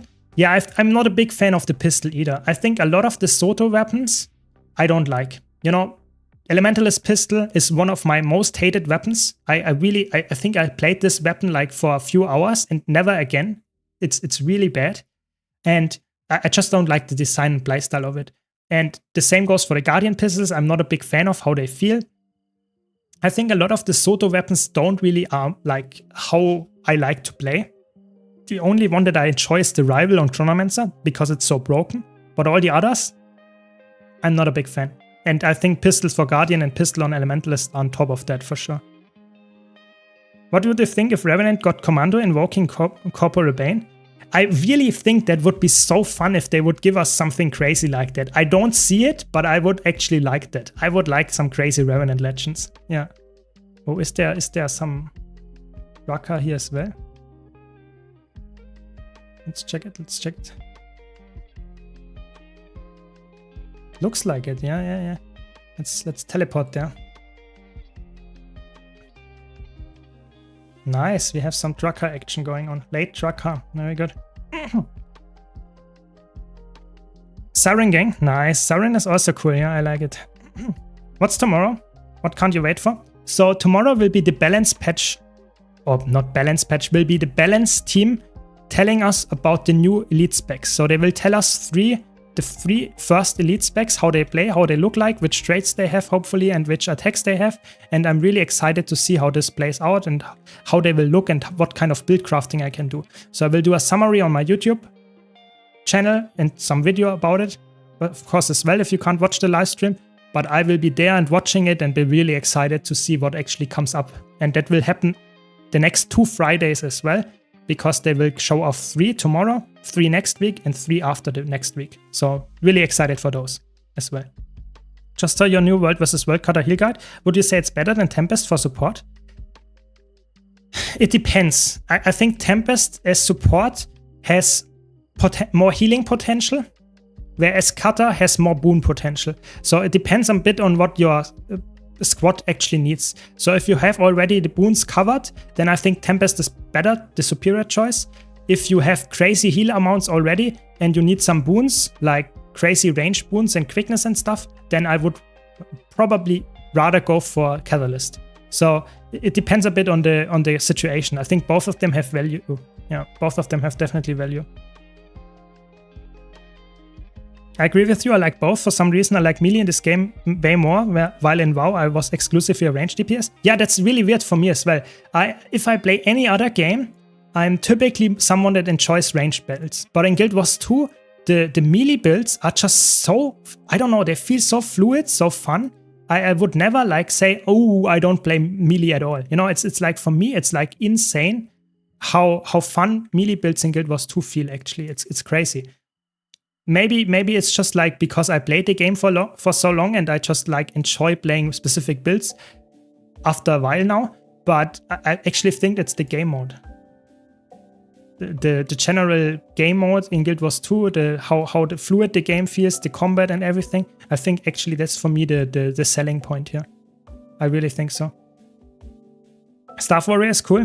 Yeah, I think there are 3 or so weapons on Soto that are really cool. I think the Staff on Warrior feels good. I think the Maces on Ranger feel amazing. And the Rival on Mesmer feels amazing.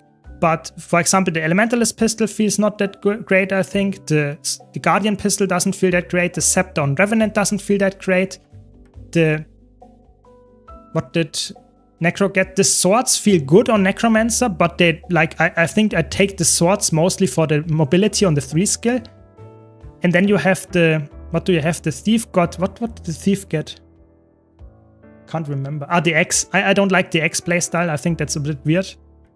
I'm not the biggest fan of the X playstyle. And what's the last one? Did I miss some? Engineer. What did Engineer get? What did Engineer get in Soto? Can't remember. What was it?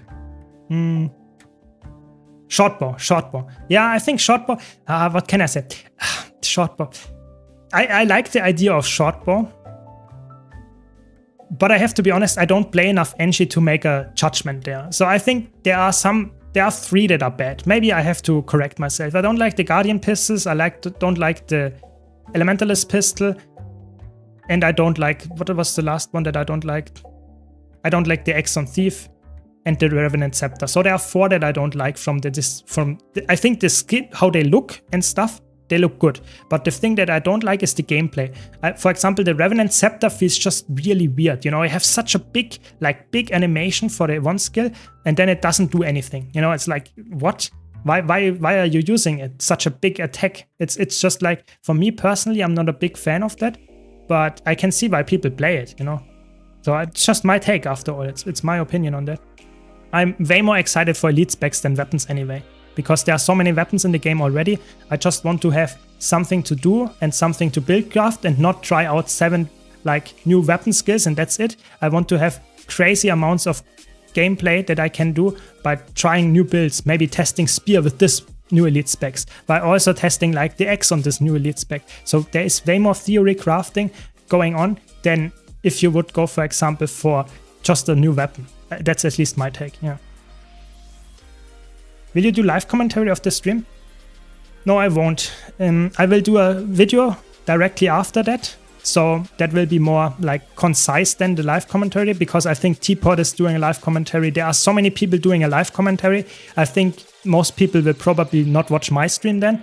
I would rather do a concise video But if you want to see for like the week after that, my live commentary, I can do that. I can do that. What heavy class would you say is the best for World vs. World, both Zerg and roaming? That would be for sure Guardian. Guardian is extremely strong in a Zerg, and Guardian is really strong in roaming. It might not be the best roamer, but it is really good in roaming, but it is currently one of the best supports in World vs. World and good damage dealer in Zergs. So I would highly recommend Guardian. But that's just my preference there. I think a lot of people would probably agree with this, but yeah, it's if you enjoy a specific heavy armor class, go for that one. All of them are playable in both of those like situations. Yeah, Mesmer Rival is like, I personally would say Mesmer Rival, I would not play Mesmer Rival if it wouldn't be that broken. I think the idea of a Mesmer Rival is fun, but I'm not a big rival Mesmer enjoyer, but I think it's so broken, it's fun, you know? At some point, if something is insanely crazy good, it gets fun, yeah? But that's why I like the Rival. I don't like it by design. I think the design is okay, but the brokenness of it makes it so that I would say, okay, I have to play this. You know, I would be stupid to not play that. That's the whole thing. And I think if the new elite specs are somewhat similar like that, oh yeah, we are talking. We get a lot of new stuff to do. If they are just like interesting looking, but don't have too much different new things, then we might be a little bit bored. But if it's like broken, then I will have a lot of content to talk about. That much I can tell you. The fact that you don't even remember what a weapon got says a lot. Yeah, that is true. That is true. But for me, it's like always like I think about what kind of weapon a specific class has, but I don't remember where it came from. You know, for example, I have to think quite long to see, did Necromancer get the pistol with Scourge, or did Necromancer get the pistol with Harbinger? You know, I think for me that's like with Soto that became a non-important thing to talk about anymore, you know, because I have all the expansions, I don't care where it came from. So that's why I thought about Shortbow for Engineer so long. I know that Shortbow is on Engineer, of course, but I did not like remember it was from Soto. That's the main part. Yeah, hope that makes sense. Yeah, Shortbow on Engineer doesn't feel that great, to be honest. That's why I probably also did not remember it, because it's not something that I say, oh my god, I get to play Shortbow finally on Engineer, you know, that's so amazing. It feels like an AoE weapon, and you use your 4 skills and then you go somewhere else probably, because it doesn't, the auto take is like almost useless. So yeah, what can I say? I would say it's a middle thing. It's not crazy good or crazy bad. It's just, it's there. I hope the video you make will be long enough. Yeah, don't worry. I will do a very detailed analysis, yeah. I mean, yeah, I will do probably a very detailed analysis. I will, depending on how detailed they show us all the elite specs and stuff, I will probably do even multiple videos about it, because if they really show us like every single trait and attack, then there will be a lot of stuff to talk about. So I'm looking forward to that, and don't worry, there will be a video coming, yeah. So, we'll be close.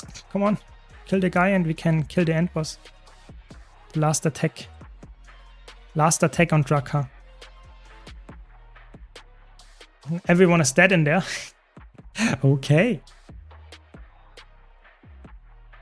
What happened? Why are they dead? AFK people, I guess.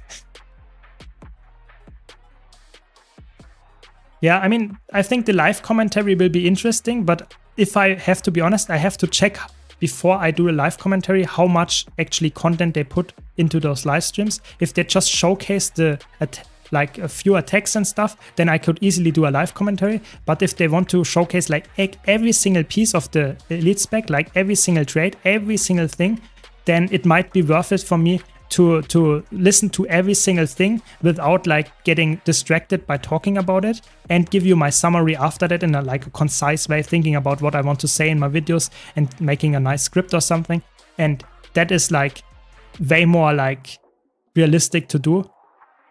But yeah, we will see how big the live stream will be, and depending on how big it is, I will do another like a live commentary next week, but not this week, sadly. Yeah, it will be like a exciting time and probably a very long video because of that. Even if I do it concisely, I think I will still get quite a long video out of those live streams, because talking about traits and attacks and how they interact with each other seems like a crazy idea. So I wanted to, what do I want to do?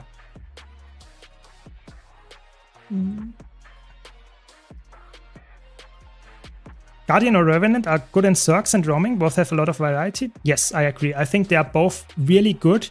I think Guardian is like one of the specs where I would say this is like in a Zerg, you can play each of, even the core Guardian could be played in a Zerg decently well. For roaming, I think Guardian is a little bit weaker than Revenant, but even for roaming, Guardian is good, and the same goes for Revenant. Revenant is really good for roaming, and then Zerg play you can play also multiple ones. So I think Guardian and Revenant, good specs for World versus World in general. Definitely better than, for example, Thief. Thief is like in roaming really good, but in Zerg play you can only play Spectre. That's like, Spectre is the only one. The other things, they don't make a lot of sense. Asked this a while ago, but had to leave right after. I just saw your open world power virtuoso build. Is the sustain good enough to solo anything in the open world? Yes. So the sustain in the open world for the open world power chrono virtuoso is really high. It has one of the highest like sustained. It has like 2k or something healing per second if you play it well. That's insane for a power build, but it has one weakness, and the weakness that it has is if you have like 20k HP. And if you take 2 hits, for example, that take 10k of your health pool away, then you might die. Because you are like, if you get 2 big hits in, you might die. That is not often the case, I have to be honest, but it could happen. That's the weakness. But if you know how to deal with it, because you have invulnerability, you have good, like just general range DPS, you have some protection, you have even a lot of H's and blocks and evades and stuff, you can deal with almost anything in the open world. You can even solo legendary bounties with this build. So I can highly recommend it. It's a really, really good build. And it's really fun to play as well. So I hope that answers your question, hopefully.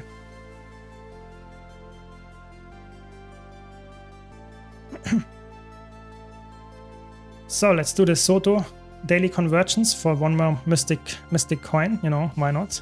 And I also have to be honest, you know, I'm actually already farming for the legendaries, you know. So I have just a little bit of Rift essences left after doing all the legendaries related to Rifts, but I am now going back into full tryhard Rift essence farming. Why am I doing that? Because I want to actually make sure that when the legendaries come out with the new expansion, they will probably require some sort of essences, because we will get new convergences, and new convergences will probably give you another round of Rift essences. It's not confirmed, that's just my prediction. And therefore, probably legendaries will also require that. Getting 6 new legendaries, you know, with the new expansion, that I will have to grind. I'm starting already with the Rift essences. So hope that makes sense. And that's why I do like at least 3 of the convergences each week to see to get it done. But yeah, so Guardian May, I'm sad I won't get your Guardian live commentary. Yeah, I mean, like I said, the live commentary is in my opinion, for me, very stressful to also make a YouTube video about them. That's the problem for me. I want to really make a concise YouTube video, and I can only do it if I take some notes, and if I, for example, think about what they say.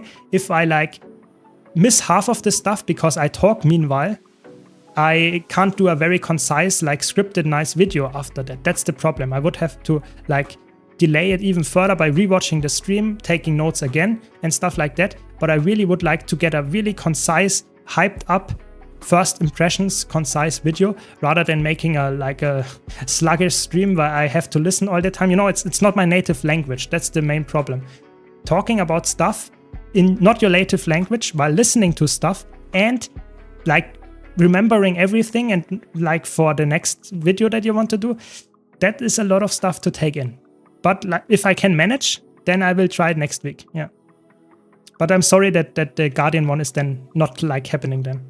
Hope that makes sense. Nice. We have a commander here. Let's join.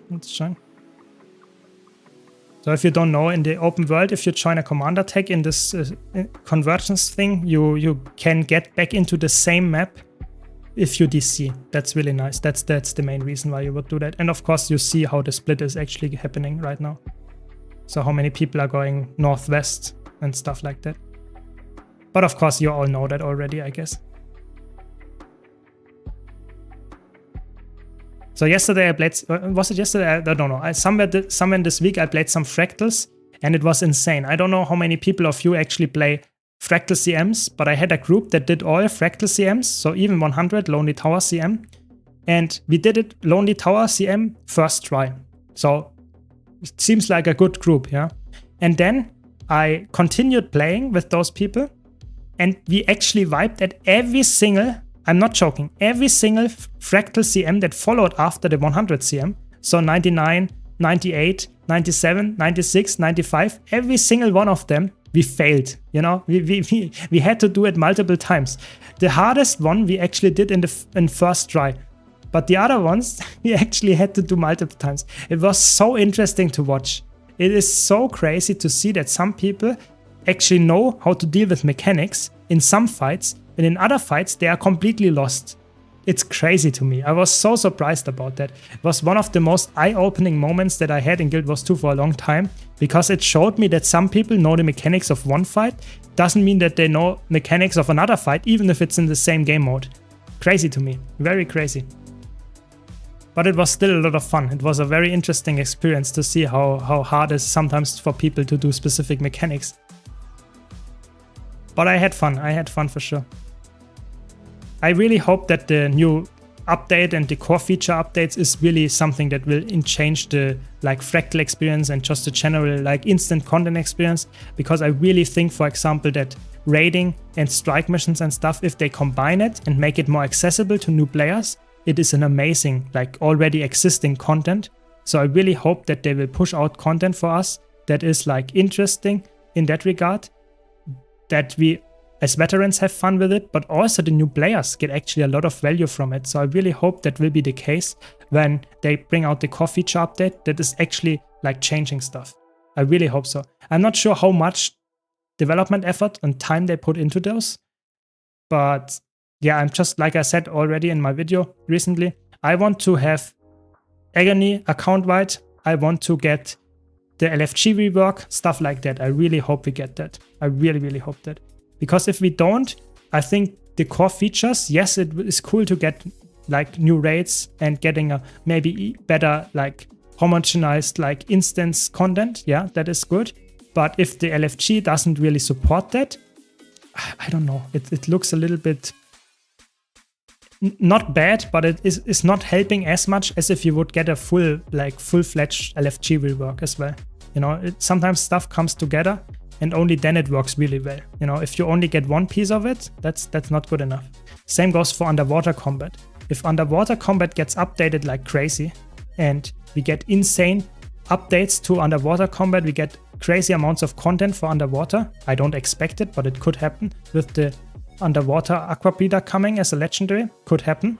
If that will be the case and they don't update skills, for example, Mechanist underwater or Renegade underwater or just Alexas underwater from Harbinger, then a lot of people that play those classes will be extremely sad. So that also goes hand in hand. You need to go and do updates for those specs while also providing new content, because if they only provide us with updates to those specs that they are playable and they don't get any new underwater content, I actually don't see a reason why people would actually engage with those new reworks. So I think it's always like both or nothing.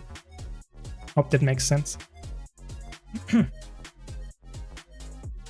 Yeah, but do you have any questions, any comments on that? Do you have any idea what you want to get from the core feature update? Because we talked a lot about the elite specs, but I think the core feature update can also be something that is really exciting for a lot of players. So what do you expect? What do you hope for those core features? You know, what is something that looks likely or that you would at least enjoy a lot to get updated in the core game, or in general in Guild Wars 2, maybe not only the core game? Because I think that's not something that like everyone would like have the same answer to that. Ooh, where I'm jumping now.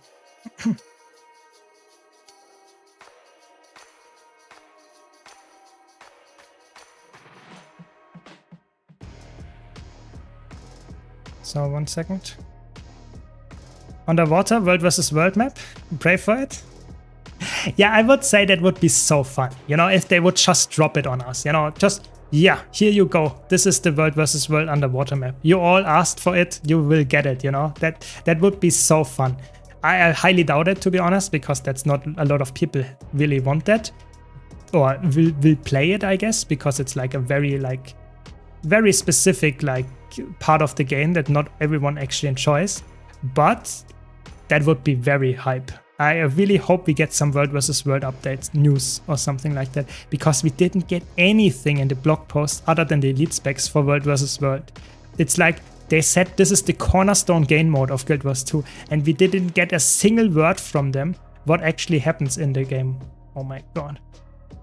So we didn't get a single word what they actually have planned for that. Not a single drop of it, as far as I know. It's crazy. It's really, it's insane to me, to be honest, that they didn't mention anything from that. I really hope that they give us something, hopefully some World vs. World reward update or some kind of winning update, that winning matters. That would be amazing. I have really no idea what actually should happen, but something, you know, that is really like, I would like to see an underwater weapon customization system. I can make my underwater weapon a power, condi, boon, healing weapon. They try to do that to some extent, for example, with Revenant underwater, that you have a condi and power weapon in one weapon. But I'm not sure if they would go so far and update it that much. That would be crazy. I would like to see something like that, but I'm not sure if they would go that far, to be honest. We will see. Maybe they bring up some crazy stuff, yeah. The reason I can't find any raids is because I don't have the KP people require, and that feels like the work experience joke. Every company requires previous experience, but you can't have experience without being hired first. Yeah, that's a big problem. Raiding in general, I would say, is easier to get into than, for example, Fractal CMs. So my recommendation is, if you want to go and get into raiding, join a Discord server. Yes, that is a boring answer, but join a raid training Discord. So raid training initiative, Crossroads in, those on EU are amazing. They are really good, really easy. You can go in with no experience whatsoever, and you will find people that actually help you play the game and play raids and get into it, explain every single raid boss. You can learn every single thing. It is amazing. It's really, really good. Can highly recommend it. For Fractal CMs, it's actually a little bit tougher. It's a little bit tougher to learn that, because there you don't really have a Discord server, so you have to find people in a, like a, how is it called? In the PUC, in the LFG, and that's not that easy. But I would say in general, I can recommend going for the raid training servers, and you will find like-minded people. Or finding a guild in Guild Wars 2 is also helpful, of course. You know, if you're just someone that actually enjoys raiding, find a raiding guild, and you will find people that help you out there. So I think the community is the important part. In-game, getting into raids, going for example, the raid LFG and checking if there is some kind of raid training or something like that up. You could see, you know, some of them asked for only like some KP and stuff. You could get in there, but even then you have to have some KP to get in, and that's obviously not healthy for the game. So yeah, I understand why the KP system is not very healthy and where you wouldn't like it, but you can avoid it for raids to some extent by just going into a raid training server. That helps a lot. Look, imagine World vs. World, but with submarines. It's a genius idea. Yeah, I mean, it's a very fun idea. I'm not sure if it's a genius idea, I have to be honest, because I'm not sure if they can implement stuff like that, but it would sound like amazing if they would bring out stuff like that just out of nothing. No one would like know that. That sounds very fun to me. I'm just asking for a big World vs. World update. You know, that's for me like, give us something. If you enjoy World vs. World, the last update was the Alliance update, and it didn't change like anything from the gameplay side. It was just World vs. World. Gameplay was the same, and you now have a little bit of a different how you get actually into your matchmaking. That's it. I really hope we get some reward changes, we get some winning changes, that winning matters. We get maybe some kind of updates, maybe even a new map, you know, who knows. I just want to get something out of it. I think the elite specs are a good step. People will like those, very likely, because that's also more content for World vs. World. But I just hope we get a lot of interesting stuff, you know, that is not only like elite specs, and that's the selling point of the whole expansion. I really hope so. I feel like NA don't ask for KP. Yeah, I think NA is a little bit more open-minded, which is really good. I really hope that EU gets more open-minded as well, because that's a big problem. I think KPs and getting into the raids, especially Wing 1 to 4, are like really easy. There is no real reason nowadays with the power creep to say, oh my god, you need to have 250 Sarah KP to actually go and kill the escort event. But that doesn't make sense. It's so easy nowadays with the power creep. It's not like doing itself, yes, but it's still very easy. You need like 1 to 3 people that know what they're doing, and that's good enough. So yeah, I think the KP is a big issue with the current like system, and that you really don't have any way to find people that actually know what they're doing, and just have to use KP if you really want to find like long-term players. But that doesn't really help new players getting into the game. So I really hope A-Net finds a decent way to make it so that you, how can I say, that you actually are incentivized to play with players that are queued with you, like in some kind of matchmaking system, or that you just have someone that actually plays in a decent level and you know you can clear the raid wing with, even if they did only like do the raid once or twice. I think that is way more important than if you would say, this is the KP system is perfect, we leave it like that, and the LFG system doesn't need a rework. I really hope that they see the mistakes of the LFG system and make something to make it better. Yeah, I really hope so. The Alliance update was an update where you lost the servers. So in World vs. Worlds at launch, and since then, like a year ago or something, they changed it that the servers in World vs. World, which you are assigned to or start at the game at the start of the game, you choose a server, and this is your World vs. World server. This is now gone. So the Alliance system means that you are now queuing with your guild. Your guild is the thing that decides where you are going on which server. And that's a good system for people that have a World vs. World guild, but it's a really bad system for casual people that don't have a World vs. World guild. So it depends highly on who you asked how the system is like performing, and I really hope they improve on that or make it a little bit more interesting. Problem with raiding in NA is low volume on LFG. Yeah, that's I think LFG on EU is way more like active, but it's still not like crazy active. That's the sad part. Like raiding is still a little bit of a niche game mode. That's sadly the case. Just the demos with 2 dead and people standing on oil once or twice, way easier than I remembered a few years ago. Yeah, I think power creep in Guild Wars 2, even though it's a horizontal progression game, power creep in Guild Wars 2 is real. It's really like the power creep is insane. The old content just doesn't like have enough health to actually matter. And even if you have bad people or people that don't know what they are doing, don't want to offend anybody, just saying, if you have those people that don't know what they're doing, they are still easily able to clear the raid because the power creep is just insane. That's the main thing here. Yeah, exactly. The raid wing 1 to 4 are like insane. If you do a little bit of mechanics, or at least 1 or 3 people, like something like that, 1 to 3 people are actually able to do some mechanics, then it's almost like you don't need anyone else. That's the thing. But for like the harder wings, like Wing 8 or something, that is like a little bit newer and has a big more like way more health, then it might get a little bit like harder to train or to get into without any knowledge. But in the older raid wings, don't worry. Just go in, have fun, find some like-minded people, easy time. This is why I like the new player bonus in Final Fantasy XIV. Yeah, this is really, stuff like that is amazing, you know, having some kind of mentoring new player system, that is really good. Final Fantasy does a really good job at that, and I think if they would implement stuff like that, I think the game would actually be way better off. It would be amazing, to be honest. Yeah. Interesting idea for LFG rework, queuing based on KP, but increased rewards if cleared with lower KP people. So some kind of like the mentor achievement. Yeah, that you actually get some kind of reward for being with people that are actually not like as experienced as you are.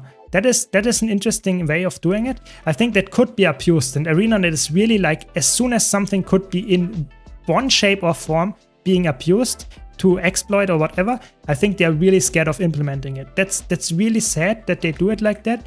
But as soon as you have something toxic, for example, you could easily make Arc DPS as a base game feature. Easily, yeah? Just a little bit of development effort and it could be in the base game. But they don't want that because it could be abused as someone that is toxic and kicks people for not having enough DPS. Even if it would improve like 90% of the player base by knowing, oh, I actually did not do a lot of damage. How can I improve that? I think most people would just look at their own gameplay and would say, oh, my DPS is not that good. Maybe I can improve on that. Only like a few people would say, oh my god, your DPS is bad, kick him, you know? This is like what ArenaNet is scared of, and I can understand that, don't get me wrong. Just saying this is what keeping them a little bit at bay, even though they could easily develop stuff like that.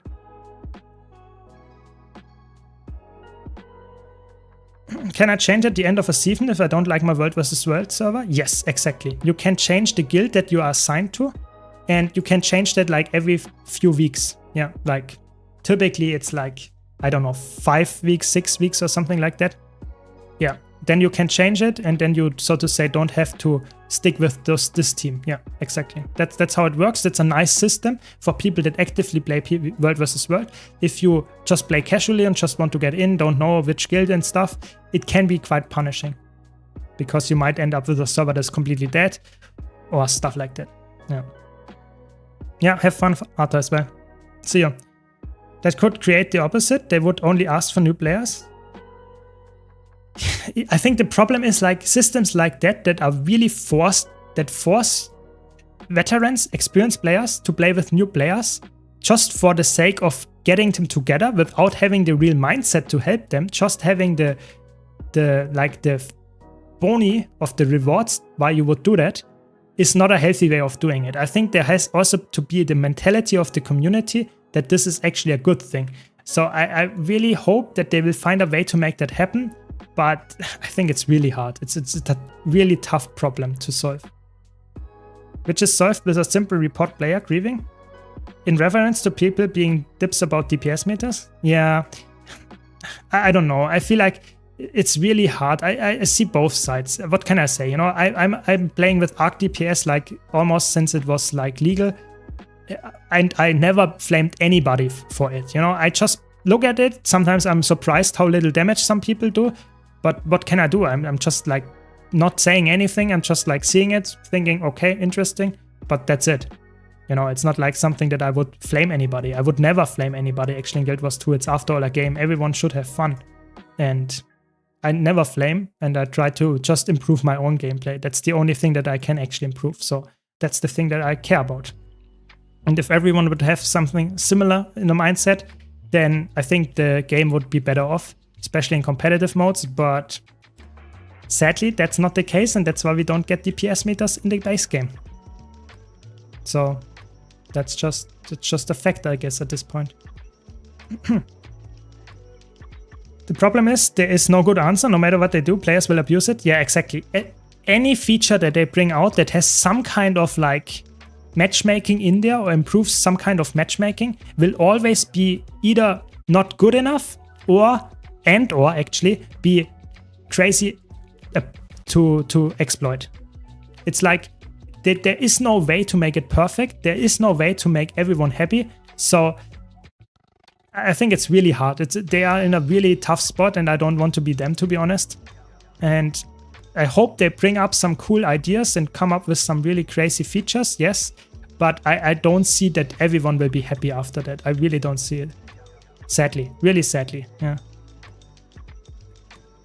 Sometimes mentors in Final Fantasy XIV don't even help, barely help the group, even if someone is struggling. Yeah, of course, some people are obviously only in the instance, for example, to get the reward for it. I can see that as well. So there's always some kind of exploits just for the reward. So yeah, it's really tough. It's just a tough thing to do. Sometimes it's just not perfect. That's the problem. It's not perfect. So what did I want to do? I'm just confused at this point, yeah. I think I'd be most on board with the DPS meta that tracks only yourself. Yeah, that would be like, then it couldn't be abused that easily if it's just yourself, nothing else. I'm with you there. I think that would be like the easiest way, but then most people wouldn't care. You know, they would say, who cares about the DPS meta? Why would I care? You know, what's the thing that is like why should I care how much DPS I do if we kill the boss? So yeah, I see that, but it would probably not be the only thing that helps people getting into the game mode or making them improve at something. So let's play some strike missions. Give me a second to set it up.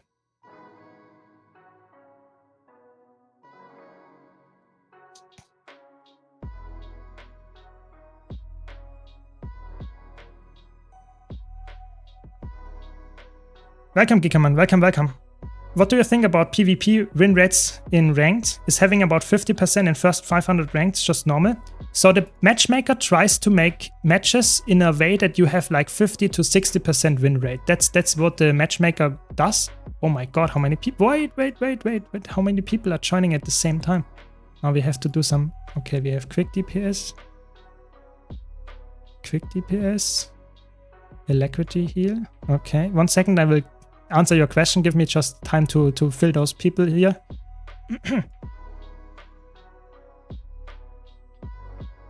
So are they like doing something? Or maybe not. Who knows? Okay. I don't know. Sometimes people join and don't tell me the role. Interesting. Okay, give me a second, then I can catch up. They are starting to write. It's good. Please tell me something. Need one more quick DPS, then we are covered.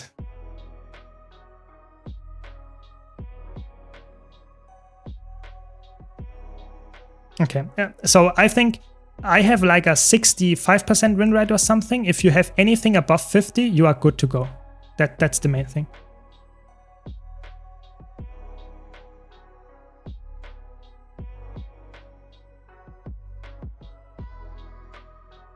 That's my take there. But it doesn't really matter. Just try to have fun, try to improve, and you will get like higher win rates and rates. Yeah. Is it possible to clear fractals with exotics? The easy ones, the start ones, like tier 1, yes. But as soon as you want to go higher, so tier 2, tier 3, tier 4, you actually need to go for ascended gear, because only with ascended gear, you actually have the chance to fill in infusions, which are necessary to actually get agony resistance. If you don't have any agony resistance, you will just get one-shot by some mechanics and fractals. Okay, I guess no one is quick DPS because no one is writing. I don't like this, but okay. Please, if you join a group, someone is asking for something, join the group only because you have the specific role. What is going on? Okay.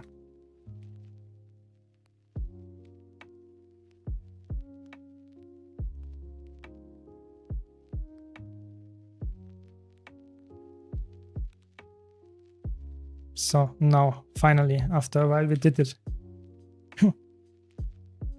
Welcome, Chappie. I just got back to the game after a few years and I'm looking for a Guardian open world PvE build with Spear, Hammer or Greatsword. What spec would you suggest? So I would probably go for Dragon Hunter. I have a Dragon Hunter solo build on my YouTube channel. You can check it out. Just scroll down in the YouTube stream description. There is a link to all my builds. And this one is like a Dragon Hunter is a power build with Greatsword and you can use Spear as well. It's really nice, really good one. And just check out the build cheat sheet in the description down below. It's really good. You can do that, of course, all the time. Whenever you want to go for any specific build that I might have on my channel, just check out my builds cheat sheet. If you're on Twitch, you can type !builds. If you're on YouTube, you can just check out the description of the stream. There is always the link to that.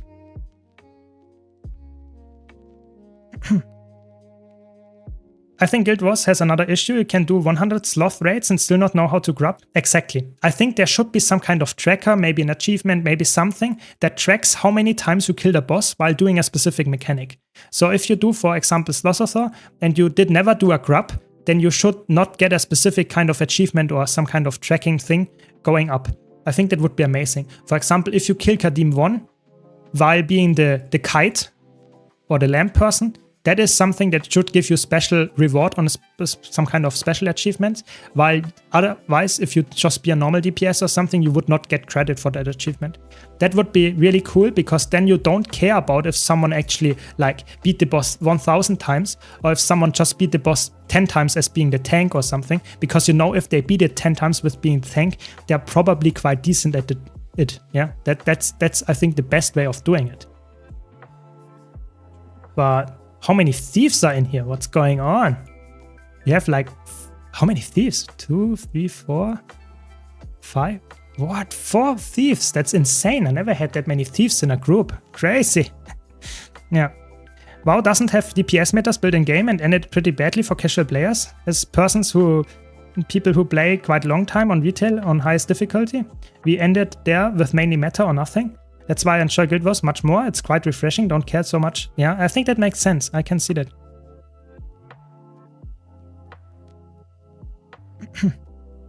So let's see. Hopefully that works out well. Looks scary, to be honest. This group looks scary.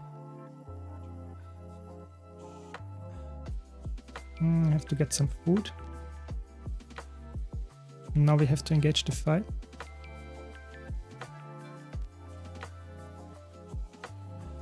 So, just concentrate for a second.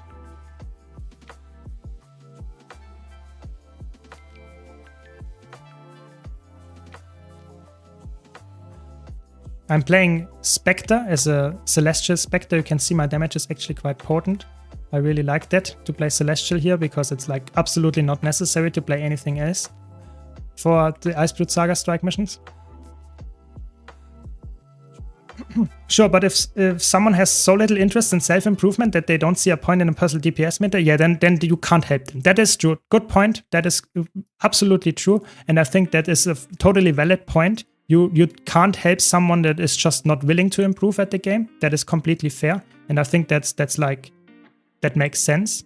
And that ANET will not be able to change this person's mind, for sure.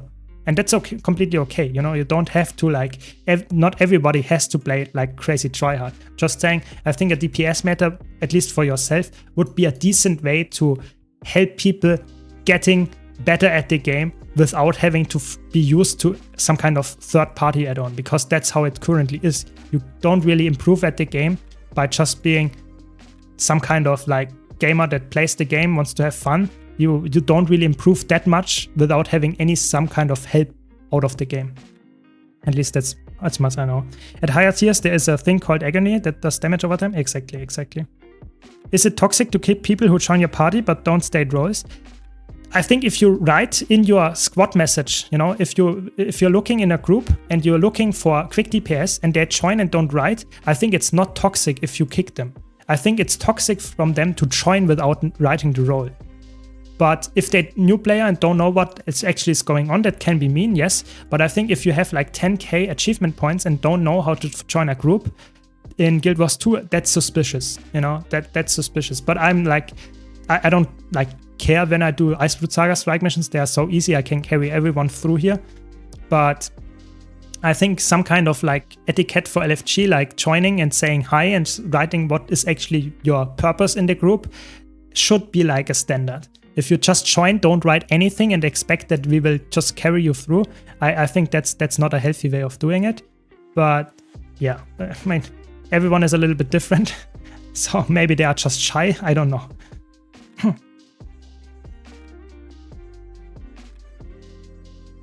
So I should have some self-target keybound, but I didn't do it yet. That's a little bit sad. To be honest, it's hard to get real info to improve from DPS meta. Yeah, I think the log is the more important thing, but you need a DPS meta to get the log. So that's what I'm asking for. But it's really hard. I think ANET will never give us something like that. I don't have enough stability for this set. Yeah, but I'm just hoping for something that gives us a better way of saying which kind of experience we have. I really just hope for anything at this point, because like whatever they provide us with is better than what we currently have, I would say. currently we don't have any tool to say how experienced a player is. Yes, we have the KP, but at this point, KP, I would say, not really telling how experienced someone is. They could have done like if you asked for LI, 250 LI, at this point you could have done escort 250 times. It doesn't tell you how good someone is. But yeah, it's really hard. It's really hard. I don't want to be in their shoes, to be honest.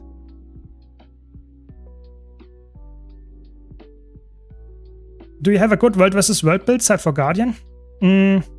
For roaming, I have multiple Guardian builds, but for Zerg play, I don't have one yet. I will come up with more Zerg builds in the future, but I can recommend, as a website, I can recommend Guild Chen. They have some world versus world builds, and of course Meta Battle. Those two have world versus world builds, especially for roaming, but also Zerging. Yeah. For new player, I think it's pretty good. I got into gold 2 quickly and only playing Necro. Yeah, I think that makes sense. You know, it's like PvP in Guild Wars 2, especially if you play it just casually, don't want to be like top 1 in the ladder. You actually have a very good time ahead. It's if you just want to have fun, good thing. Yeah, I would say. But of course, it's not for everyone. You have to enjoy the competitive mindset. It's definitely not for everyone. Yeah, 4 Thief is crazy. It's insane. I'd never expected to have 4 Thieves in a squad like that. It's actually crazy. It's like one of the rarest professions to see. But apparently we did get a lot of Thieves. That's good enough for me. If they don't die, I'm happy. So give some boons.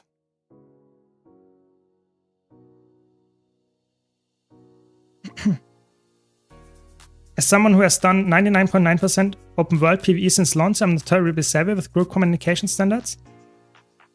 Yeah, I mean that's of course not everyone is like really like deep into that and does it every day like I do, for example. Yeah, that makes sense. That said, if the squad message says I need someone to share my class role, I'm gonna do it because I read. Yeah, exactly. I think that's like the biggest thing that I like am like a big like alarm bells ringing, you know, is if someone joins a group and I have a statement in the group description and they didn't read it or they ignored it. In either way, that's some big alarm bells are ringing for me, because if you can't read, it's quite likely that you will not be like crazy, like good with the mechanics of a fight either, you know, because like reading is such a basic statement for a PC game. Yes, that's mean to people that can't read. Really, they can't read. Some people can't.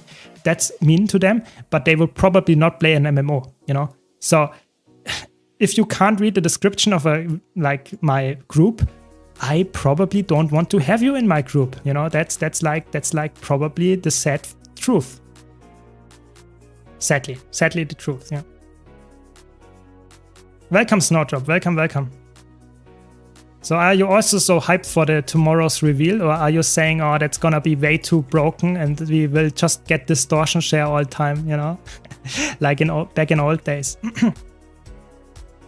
Yeah, exactly. I think DPS players are that's toxic. If you are joining a group as being DPS, the group was just looking for a specific support role, and you're joining a group as a DPS and writing high DPS, that's the toxic behavior. It's not toxic if you kick someone for that. Nice, I got the port. It's good. Do you think an A or EU world has any difference in gameplay? No, you should go for the one that has better ping for you. They are both equal in player base, I would say.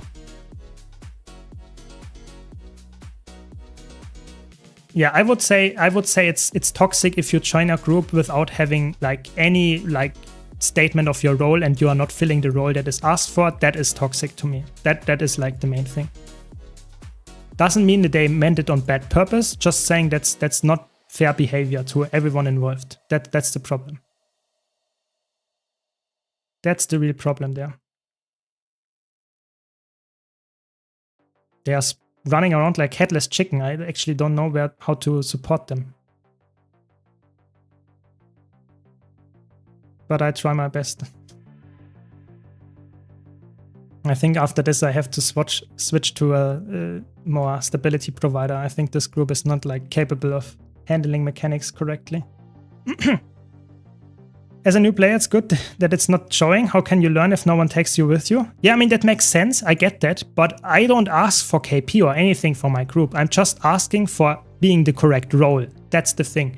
and some people are not even the correct role. I think we didn't do that one yet, did we? No, we did this one. Yeah. No, wait, this one we did. I'm confused. Not this one. Come on, guys. I wanted the Frania.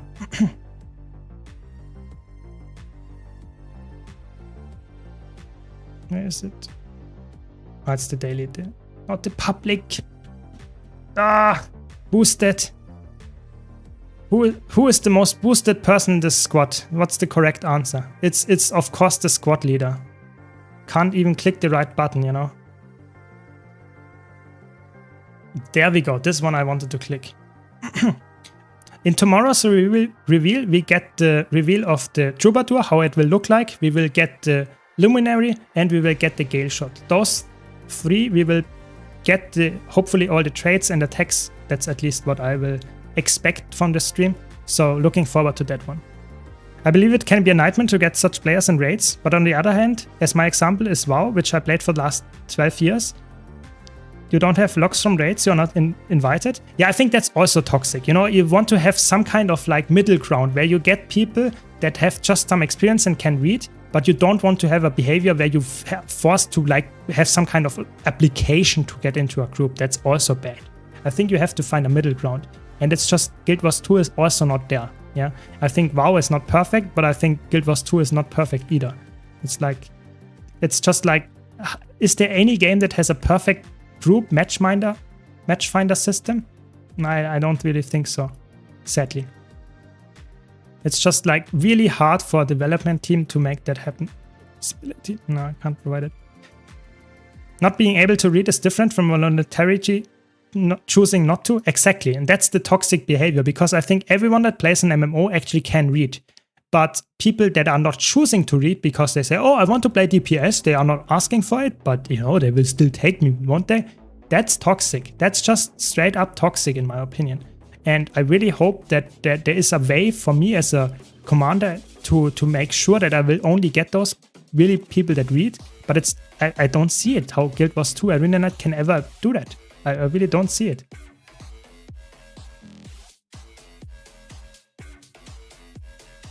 What's your main character? I play all classes. People always ask me that, but I actually play all classes. I just want to have fun and switch around depending on the current state, what I liked. For example, now I'm playing Spectre because I want to showcase that Celestial Spectre is actually really potent right now.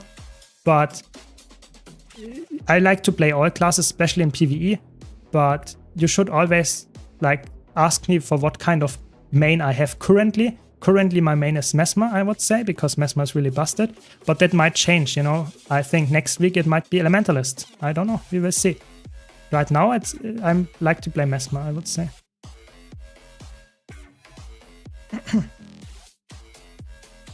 Is it worth getting Commander unlock?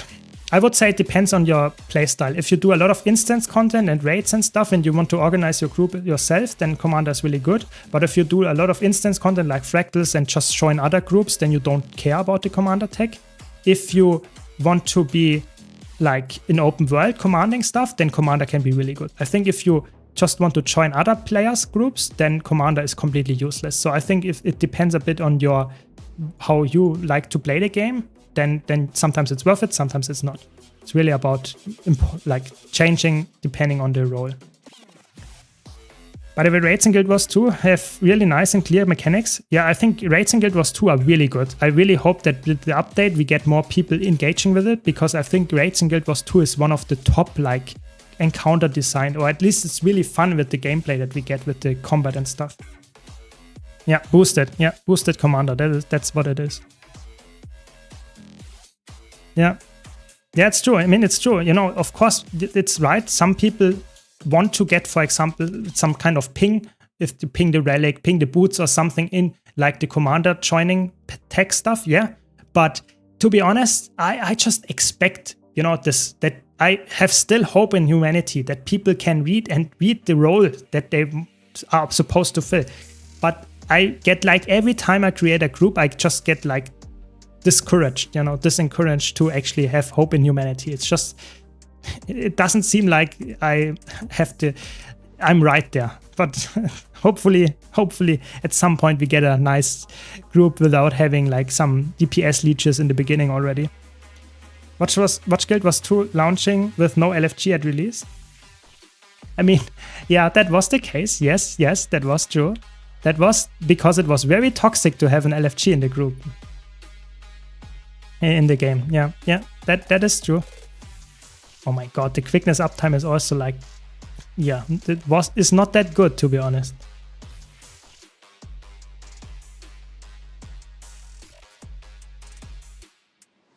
It's always when I'm the Chronomancer, we get the CC. You know, if I'm not the Chronomancer, we don't get the CC in classical groups. It's crazy. The CC is so helpful. You skip 10% of the boss. You know, that's like, what? Always do the CC. I think Bone Skinner is for me one of my favorite bosses. It's such a good boss. It's so good. But the problem is people are just not understanding how it works. It's so sad. I'm giving them H's. I don't trust them. Nice.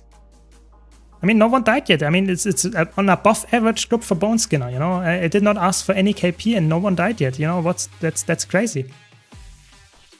Crazy. Oh, spoke too soon. I mean, no one died completely yet, I guess. Give some H's, I guess.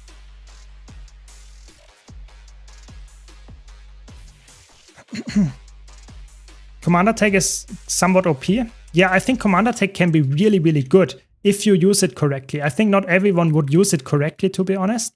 Yes, some people might, but not everyone. So I think you always have to take it, what kind of gamer are you? Some people have, like, why are we dying? But I didn't take any damage.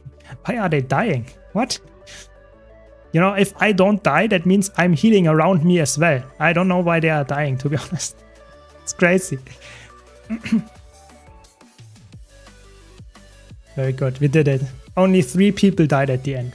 Classic Bone Skinner experience. I don't care, you know, just like, we did it. We did it.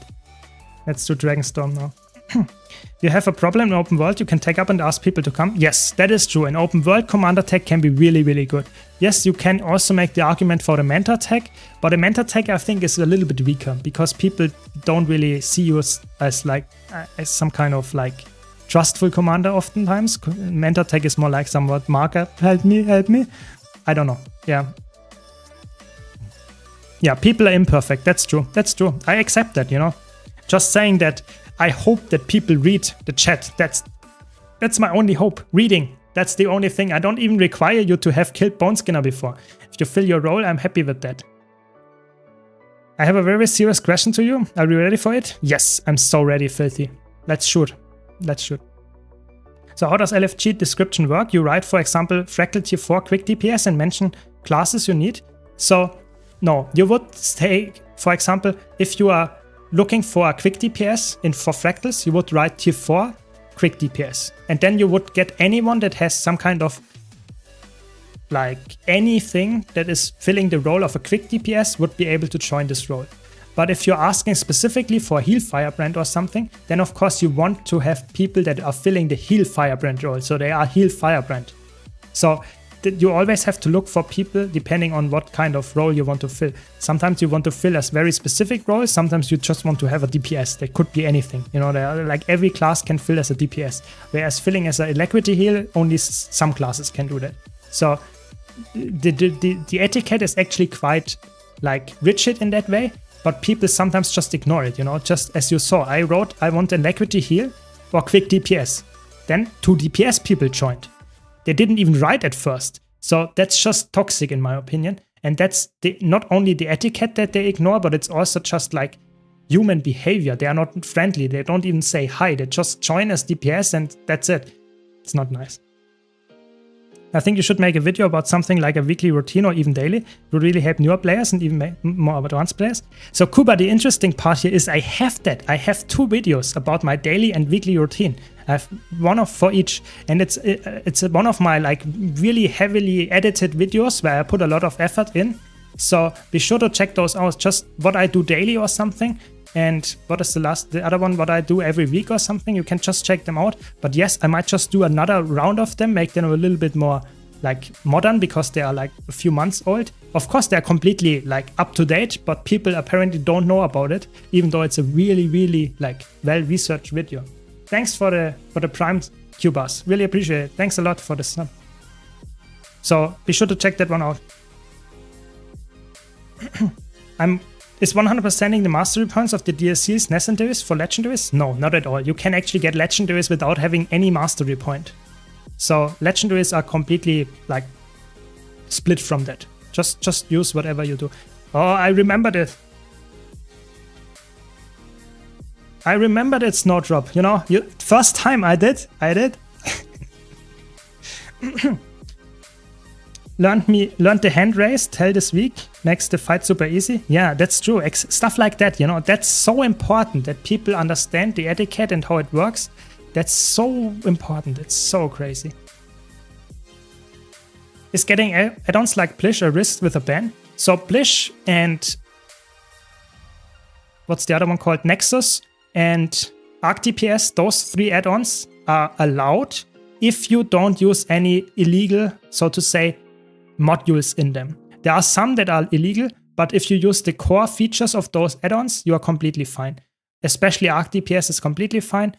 Of course, you should not use it to be toxic, but if you just use it for your own like benefit to understand the game better, to get a little bit more efficient, then it's fine. But don't use any third-party tools to example macro, don't do anything like that. That's completely forbidden. You will get instantly banned for that.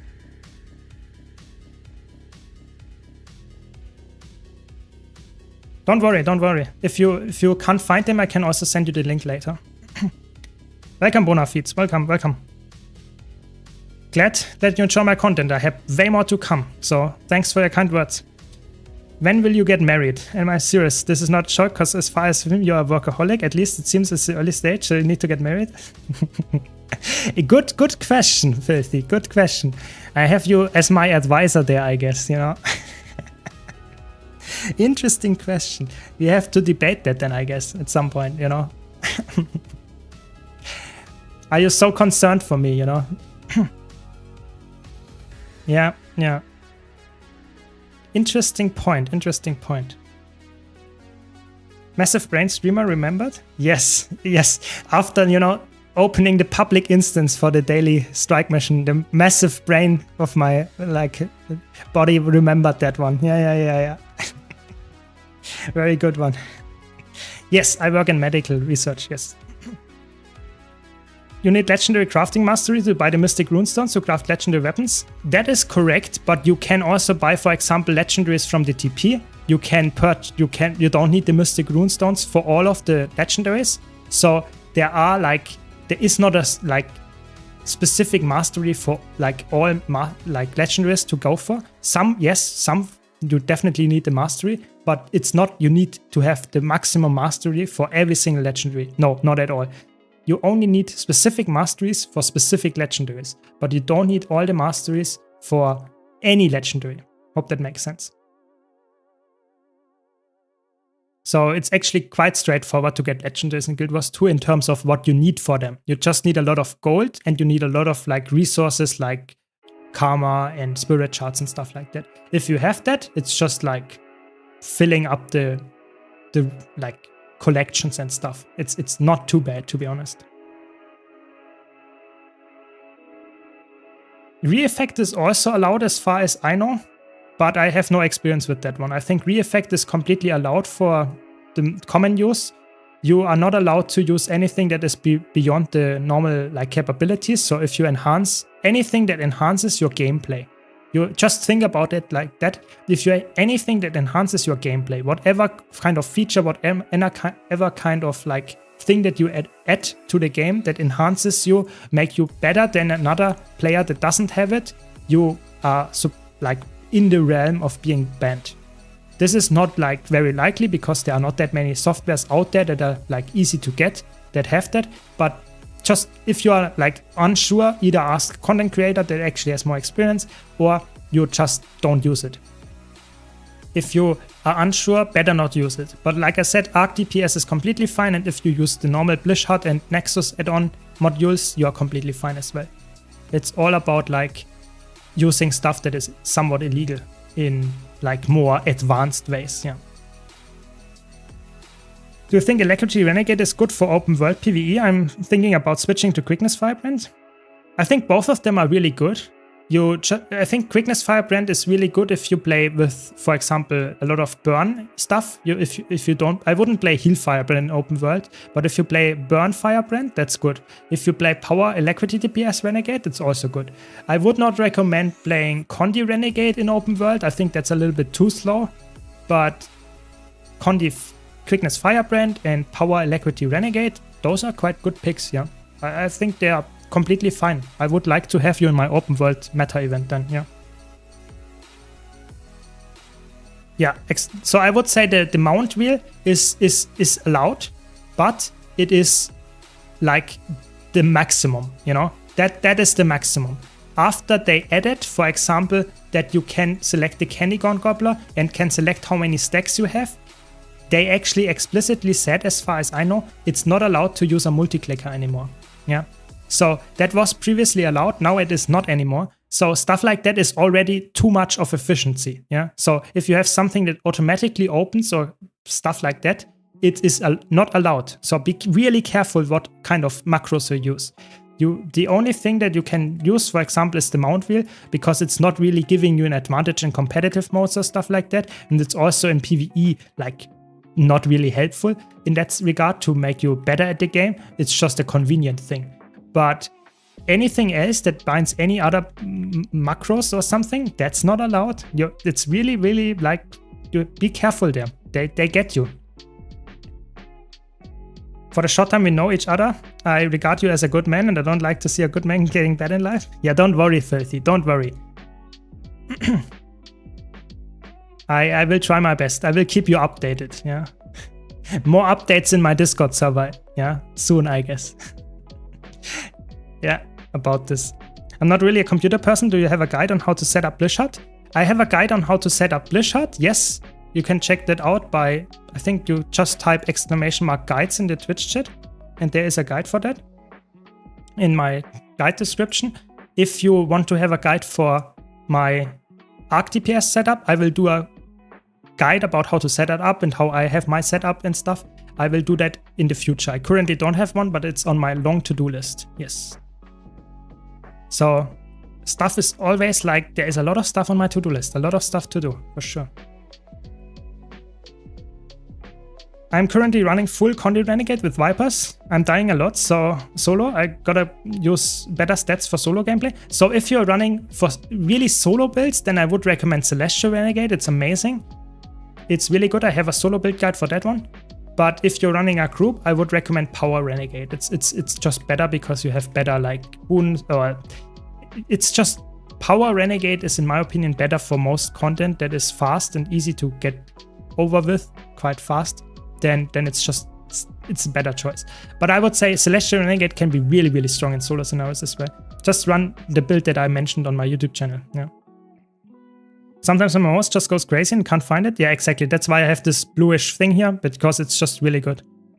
It's just really, really good for the... yeah, just finding the mouse. I have the problem, even though I'm a veteran, you know, I have the same problem that I don't find my mouse sometimes. So that's why I have the Blishart add-on there. Yeah, really. What classes would you say is S tier in World vs. World right now? It depends a bit if you are asking for World vs. World roaming or if you're asking for World vs. World Zerg play. I think all the classes are actually really good in roaming. There is no class that is really bad at roaming. If you are asking for Zerg play, I think there are some classes that are not that good. But for roaming, I have a tier list coming up, so you can check that one out on my YouTube channel. And for Zerg play, I can recommend just going to Meta Battle and checking which kind of builds they have there for the Zerg. That's probably enough to find out what's actually going on. Yeah. Honestly, I play Condi Renegade just because Revenant Spear looks so damn cool. Yeah, I mean, Revenant Spear is really cool. It's one of the coolest animations and stuff. I can definitely see that. Maybe I have the build here, actually. We can showcase it a bit. But I might have overwritten it, you know. I have so many build guides coming up. Sometimes I'm just like completely like not clear which kind of build I'm running anymore and which kind of... Yeah, I think, I still have it here. So I can actually showcase the build possibilities because Condi Renegade on Celestial is like insane. It's so good. It's so good. S tier solo build for me. By the way, do you think Sword Focus Spear Power Willbender can be competitive in instance content? Sword Focus Spear Power Willbender. Yeah, I think so. Yeah, Power Willbender is actually surprisingly good. Typically, you would run Spear Greatsword, I think, but you could run Sword Offhand as well. That's completely fine. Or Sword Mainhand on the second weapon set, rather. You can run that as well. That's completely fine. I think that works. You just have to check out Snowcrows. They have really good build guides there for Power Willbender. I think it does over 40k DPS. It's really good. Losing mouse is quite normal in MMO and WoW. We also used to weak our aura on mouse to show it better. Yeah, exactly. Exactly. Can you help me with the Mesmer build? Can't figure the gear out? Sure, Prototoxin. Just tell me what exactly you're looking for, which kind of build, which like game mode and stuff. Then I can help you. So let's put the Tatsula Mind Clouder. Let's do this bounty, just showcasing this spec. Really easy. If you want a detailed guide about this build that I'm using, just check out my YouTube channel. I have that there, Renegade Solo Build Guide. But I will just showcase it here, and you will see how good Renegade can be in a solo scenario. It's insane. It will take almost no damage and kill this boss in no time. It's crazy. It's really good. And it uses spear, if you want. I'm using shortbow because shortbow is an amazing weapon for ranged attacks. Sometimes the bounties take you and require some ranged attacks. Not all the time. I just like to run shortbow for the most part. It's not necessary. You can easily go for a spear. And you can see I barely go below 10%. Which is obviously insane. If you're playing solo, doing a bounty, you can easily do that on legendary bounty as well. You can do fractals, you can do even raids with this boss solo. It's with this build, it's really strong. It's just a classic celestial solo build. And not even running the correct food as far as I know. It's really like, I'm just using my attacks here and switching my legends and just like healing passively, not even dodging. You know, I don't do anything. I could stand still at this point. I'm just like going out of the fire field here, and it's really good. Highly recommend this build.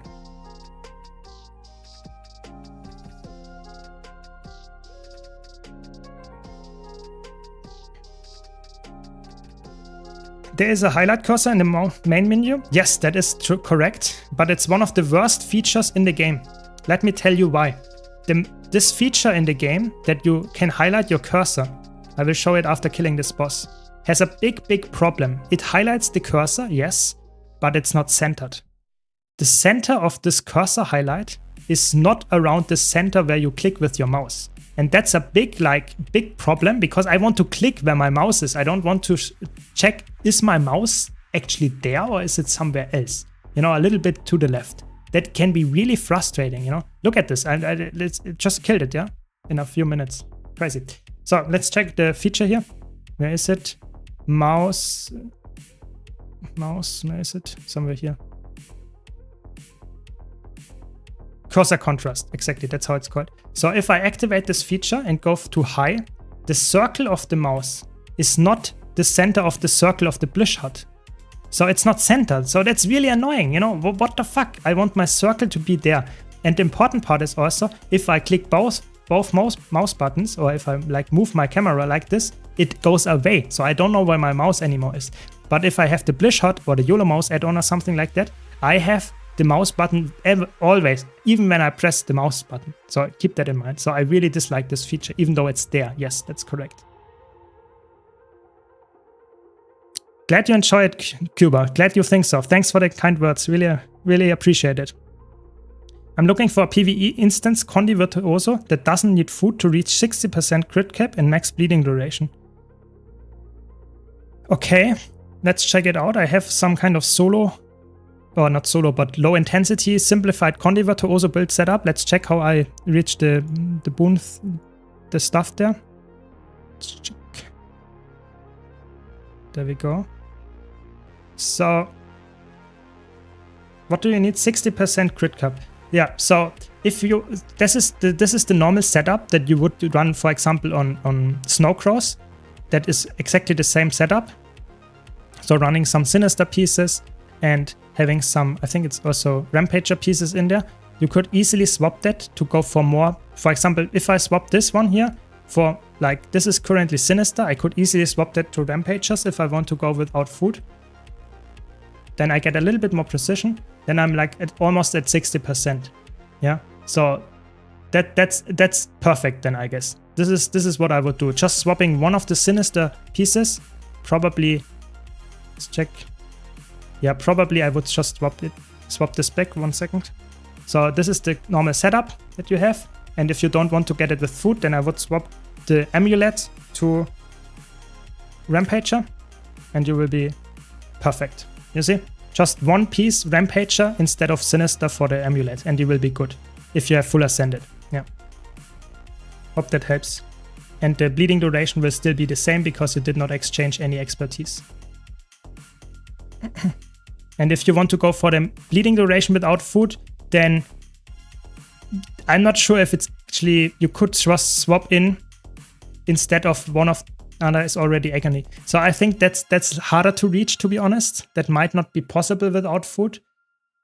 But yeah, maybe you have to find a different way then. Because the problem is you really want to have the 60% crit rate. And there is some food that you can run that is very cheap that gives bleeding duration as well. You don't have to run the most optimal food. But you really want to get that to 100 and you want to get that, or to very high at least, and this one you will want to get to 60%. And you will, don't forget, sorry, that's already a crit cap because you have like aristocracy and this will give you condition duration. So sorry, don't worry, this is completely bullshit. You don't need any food anymore because you have aristocracy relic and you get to 100% bleeding duration anyway. You know, this is like 5 stacks, means you get 15% more condition duration, so that's really good. That is like at 100% already. It's really good. Of course, you are slightly off, but that's not changing too much. Yeah. If you got food, then it's even better, but you don't need it. Yeah. Yeah, I think the point of Prototoxin is probably more because they find it annoying to always use the food. I can recommend, for example, the food thing, how is it called? Metabolic primers and utility primers, if you want to run them. Either the cheap versions or even the more expensive 12-hour versions. Then you don't have to remember it anymore. But I can see why you would say food, just get it. Most of the time it's very cheap. But if you want to avoid it, stuff like that can help. Hope that helps. Hope that helps. Swapping it bad, otherwise I will forget. Yeah, so that's my tip there. Let's clean up my inventory after talking about that. Yeah, I'm glad to help, If you would put full Trailblazer gear on Celestial Catalyst World versus World build, how would it change it? Not much, to be honest. I would say if you play a full Celestial Catalyst, you could easily replace all the Celestial pieces with Trailblazer, and the only thing that you would notice is that you would lose some sustain. So you would be more tanky, but you would lose like some sustain, because Elementalist has, because of the water attunement, always skills that scale with healing power. If you don't get any healing power, all your healing skills will be less potent, and you will notice that you have less sustain. So that's the only thing that you will miss. If you are running Scepter, you will also miss the power scaling, because Scepter scales very well with power. But if you're running, for example, I don't know, full Signet Catalyst, you can easily go with Trailblazer as well.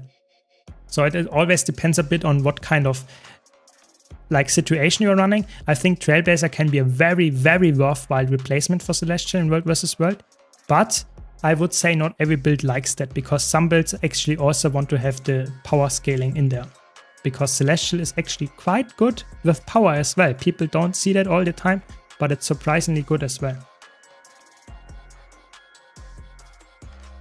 One more question about the solo power virtuoso. Could I replace sword for shield? Of course, of course. You should always replace the weapons depending on your situation. So if you don't like the sword because it's too aggressive, you can easily go for the shield offhand, where you have multiple blocks instead of just one single block and then an evade. So you can easily do that, no problem at all. Just be aware that you will lose some damage and trade it for defensive. that can be really worthwhile in a lot of hard situations where you just struggle to survive. But in easy content, sword is the superior option. Just switch when you need it, or if you play the build only in hard situations, then always go for shield, of course. Yeah, that makes sense.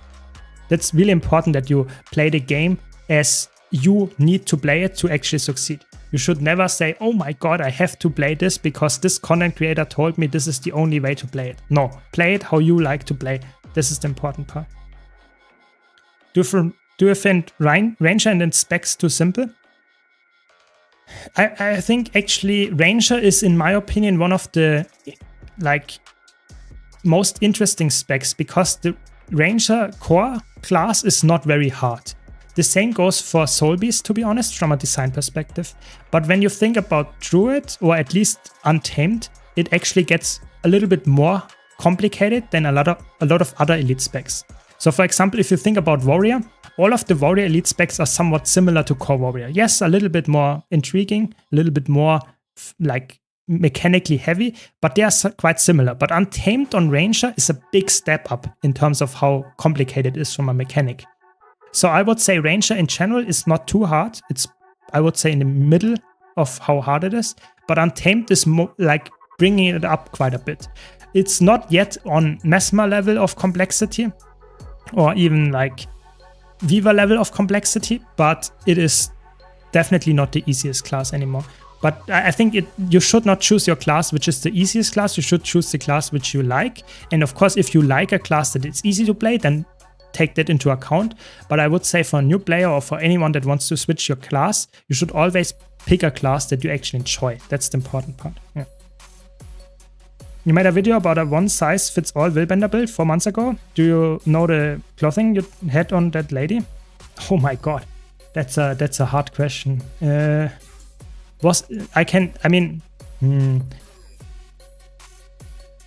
me check. I will quickly check. I should find it somewhat soon.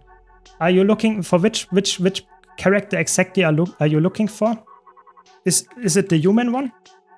Because I have multiple shown in this video. If it's the human one, I can actually show it. I can show it. Yes. Yeah, the human female. Okay. Yeah, I think I should have that. I should have that still on my Guardian then, to be honest, because I never change my appearances ever. So it should be one of my Guardian ones here when it's loading, rendering my character. So maybe it was this one here. Please show it. Untamed is very fun and rewarding for your time. So much flexibility. Yes, exactly. Yeah. So if it's not this one, so this is the first one, just tell me which one it is. If it's not that one, then it might be that one. Top is different. Yeah, maybe it was then not this one then. Maybe it was this one. No, not that one. Not that one. Not that one. How many do I have? I have a lot of them actually. Pants are the same. Okay, pants are the same. Then I know what you're looking for. Yeah, it was probably this one then, yeah. This one was it probably, maybe not. Because this is the different top, but the same pants. So the top, what you can see is the Sanctified coat. I think this is from the Wizard's Vault, the skin. You can get that from the Legacy reward, as far as I know. Then I have the Pyre gloves, which you don't see right now, but I could show them. It's a bluish glove skin. Then I have the side-laced pants. I think those are from the gem store, as far as I know. And then I have the Blissful boots. I think they might also be from the gem store, but I'm not sure. Yeah. So I can go over it again. But those 4 you see. Hope that helps. Yeah. And the colors are, I think it's Celestial Blue and Permafrost. Yeah. So it's not too special. Yeah, perfect. Very good. Yeah, I'm always happy to help. Of course, I'm not the best guy to ask for fashion advice. You know, I'm just like, I have this character, this design, and I never change it. This is like how it looked. I would say since like at least 3 years or something, whenever those came out. Or like this one came out, so 2 years, I guess. But that's it. But yeah. Fashion lead. Yeah, exactly. Fashion lead, yeah. Yeah.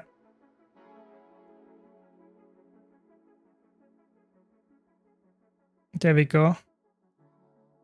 I have the same tier 3 human armor on my main characters for 10 years. Yeah, exactly. You know, I have like I think this look of my thief here is like, I have this look since like 2014 or 2015 or something. I never changed it. Exactly that look all the time. The only thing that I changed might be those pyre gloves, but that's about it. It's exactly the same look. I just like the tier 3 human armor. That's it. Yeah. Fashion streamer. Yeah, exactly. Yeah. Yeah. See you, Camel. Thanks for joining. See you.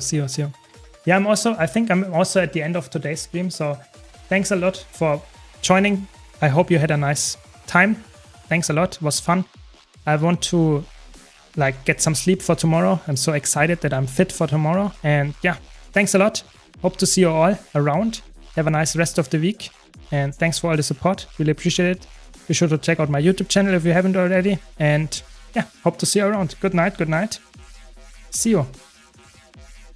See you soon, guys.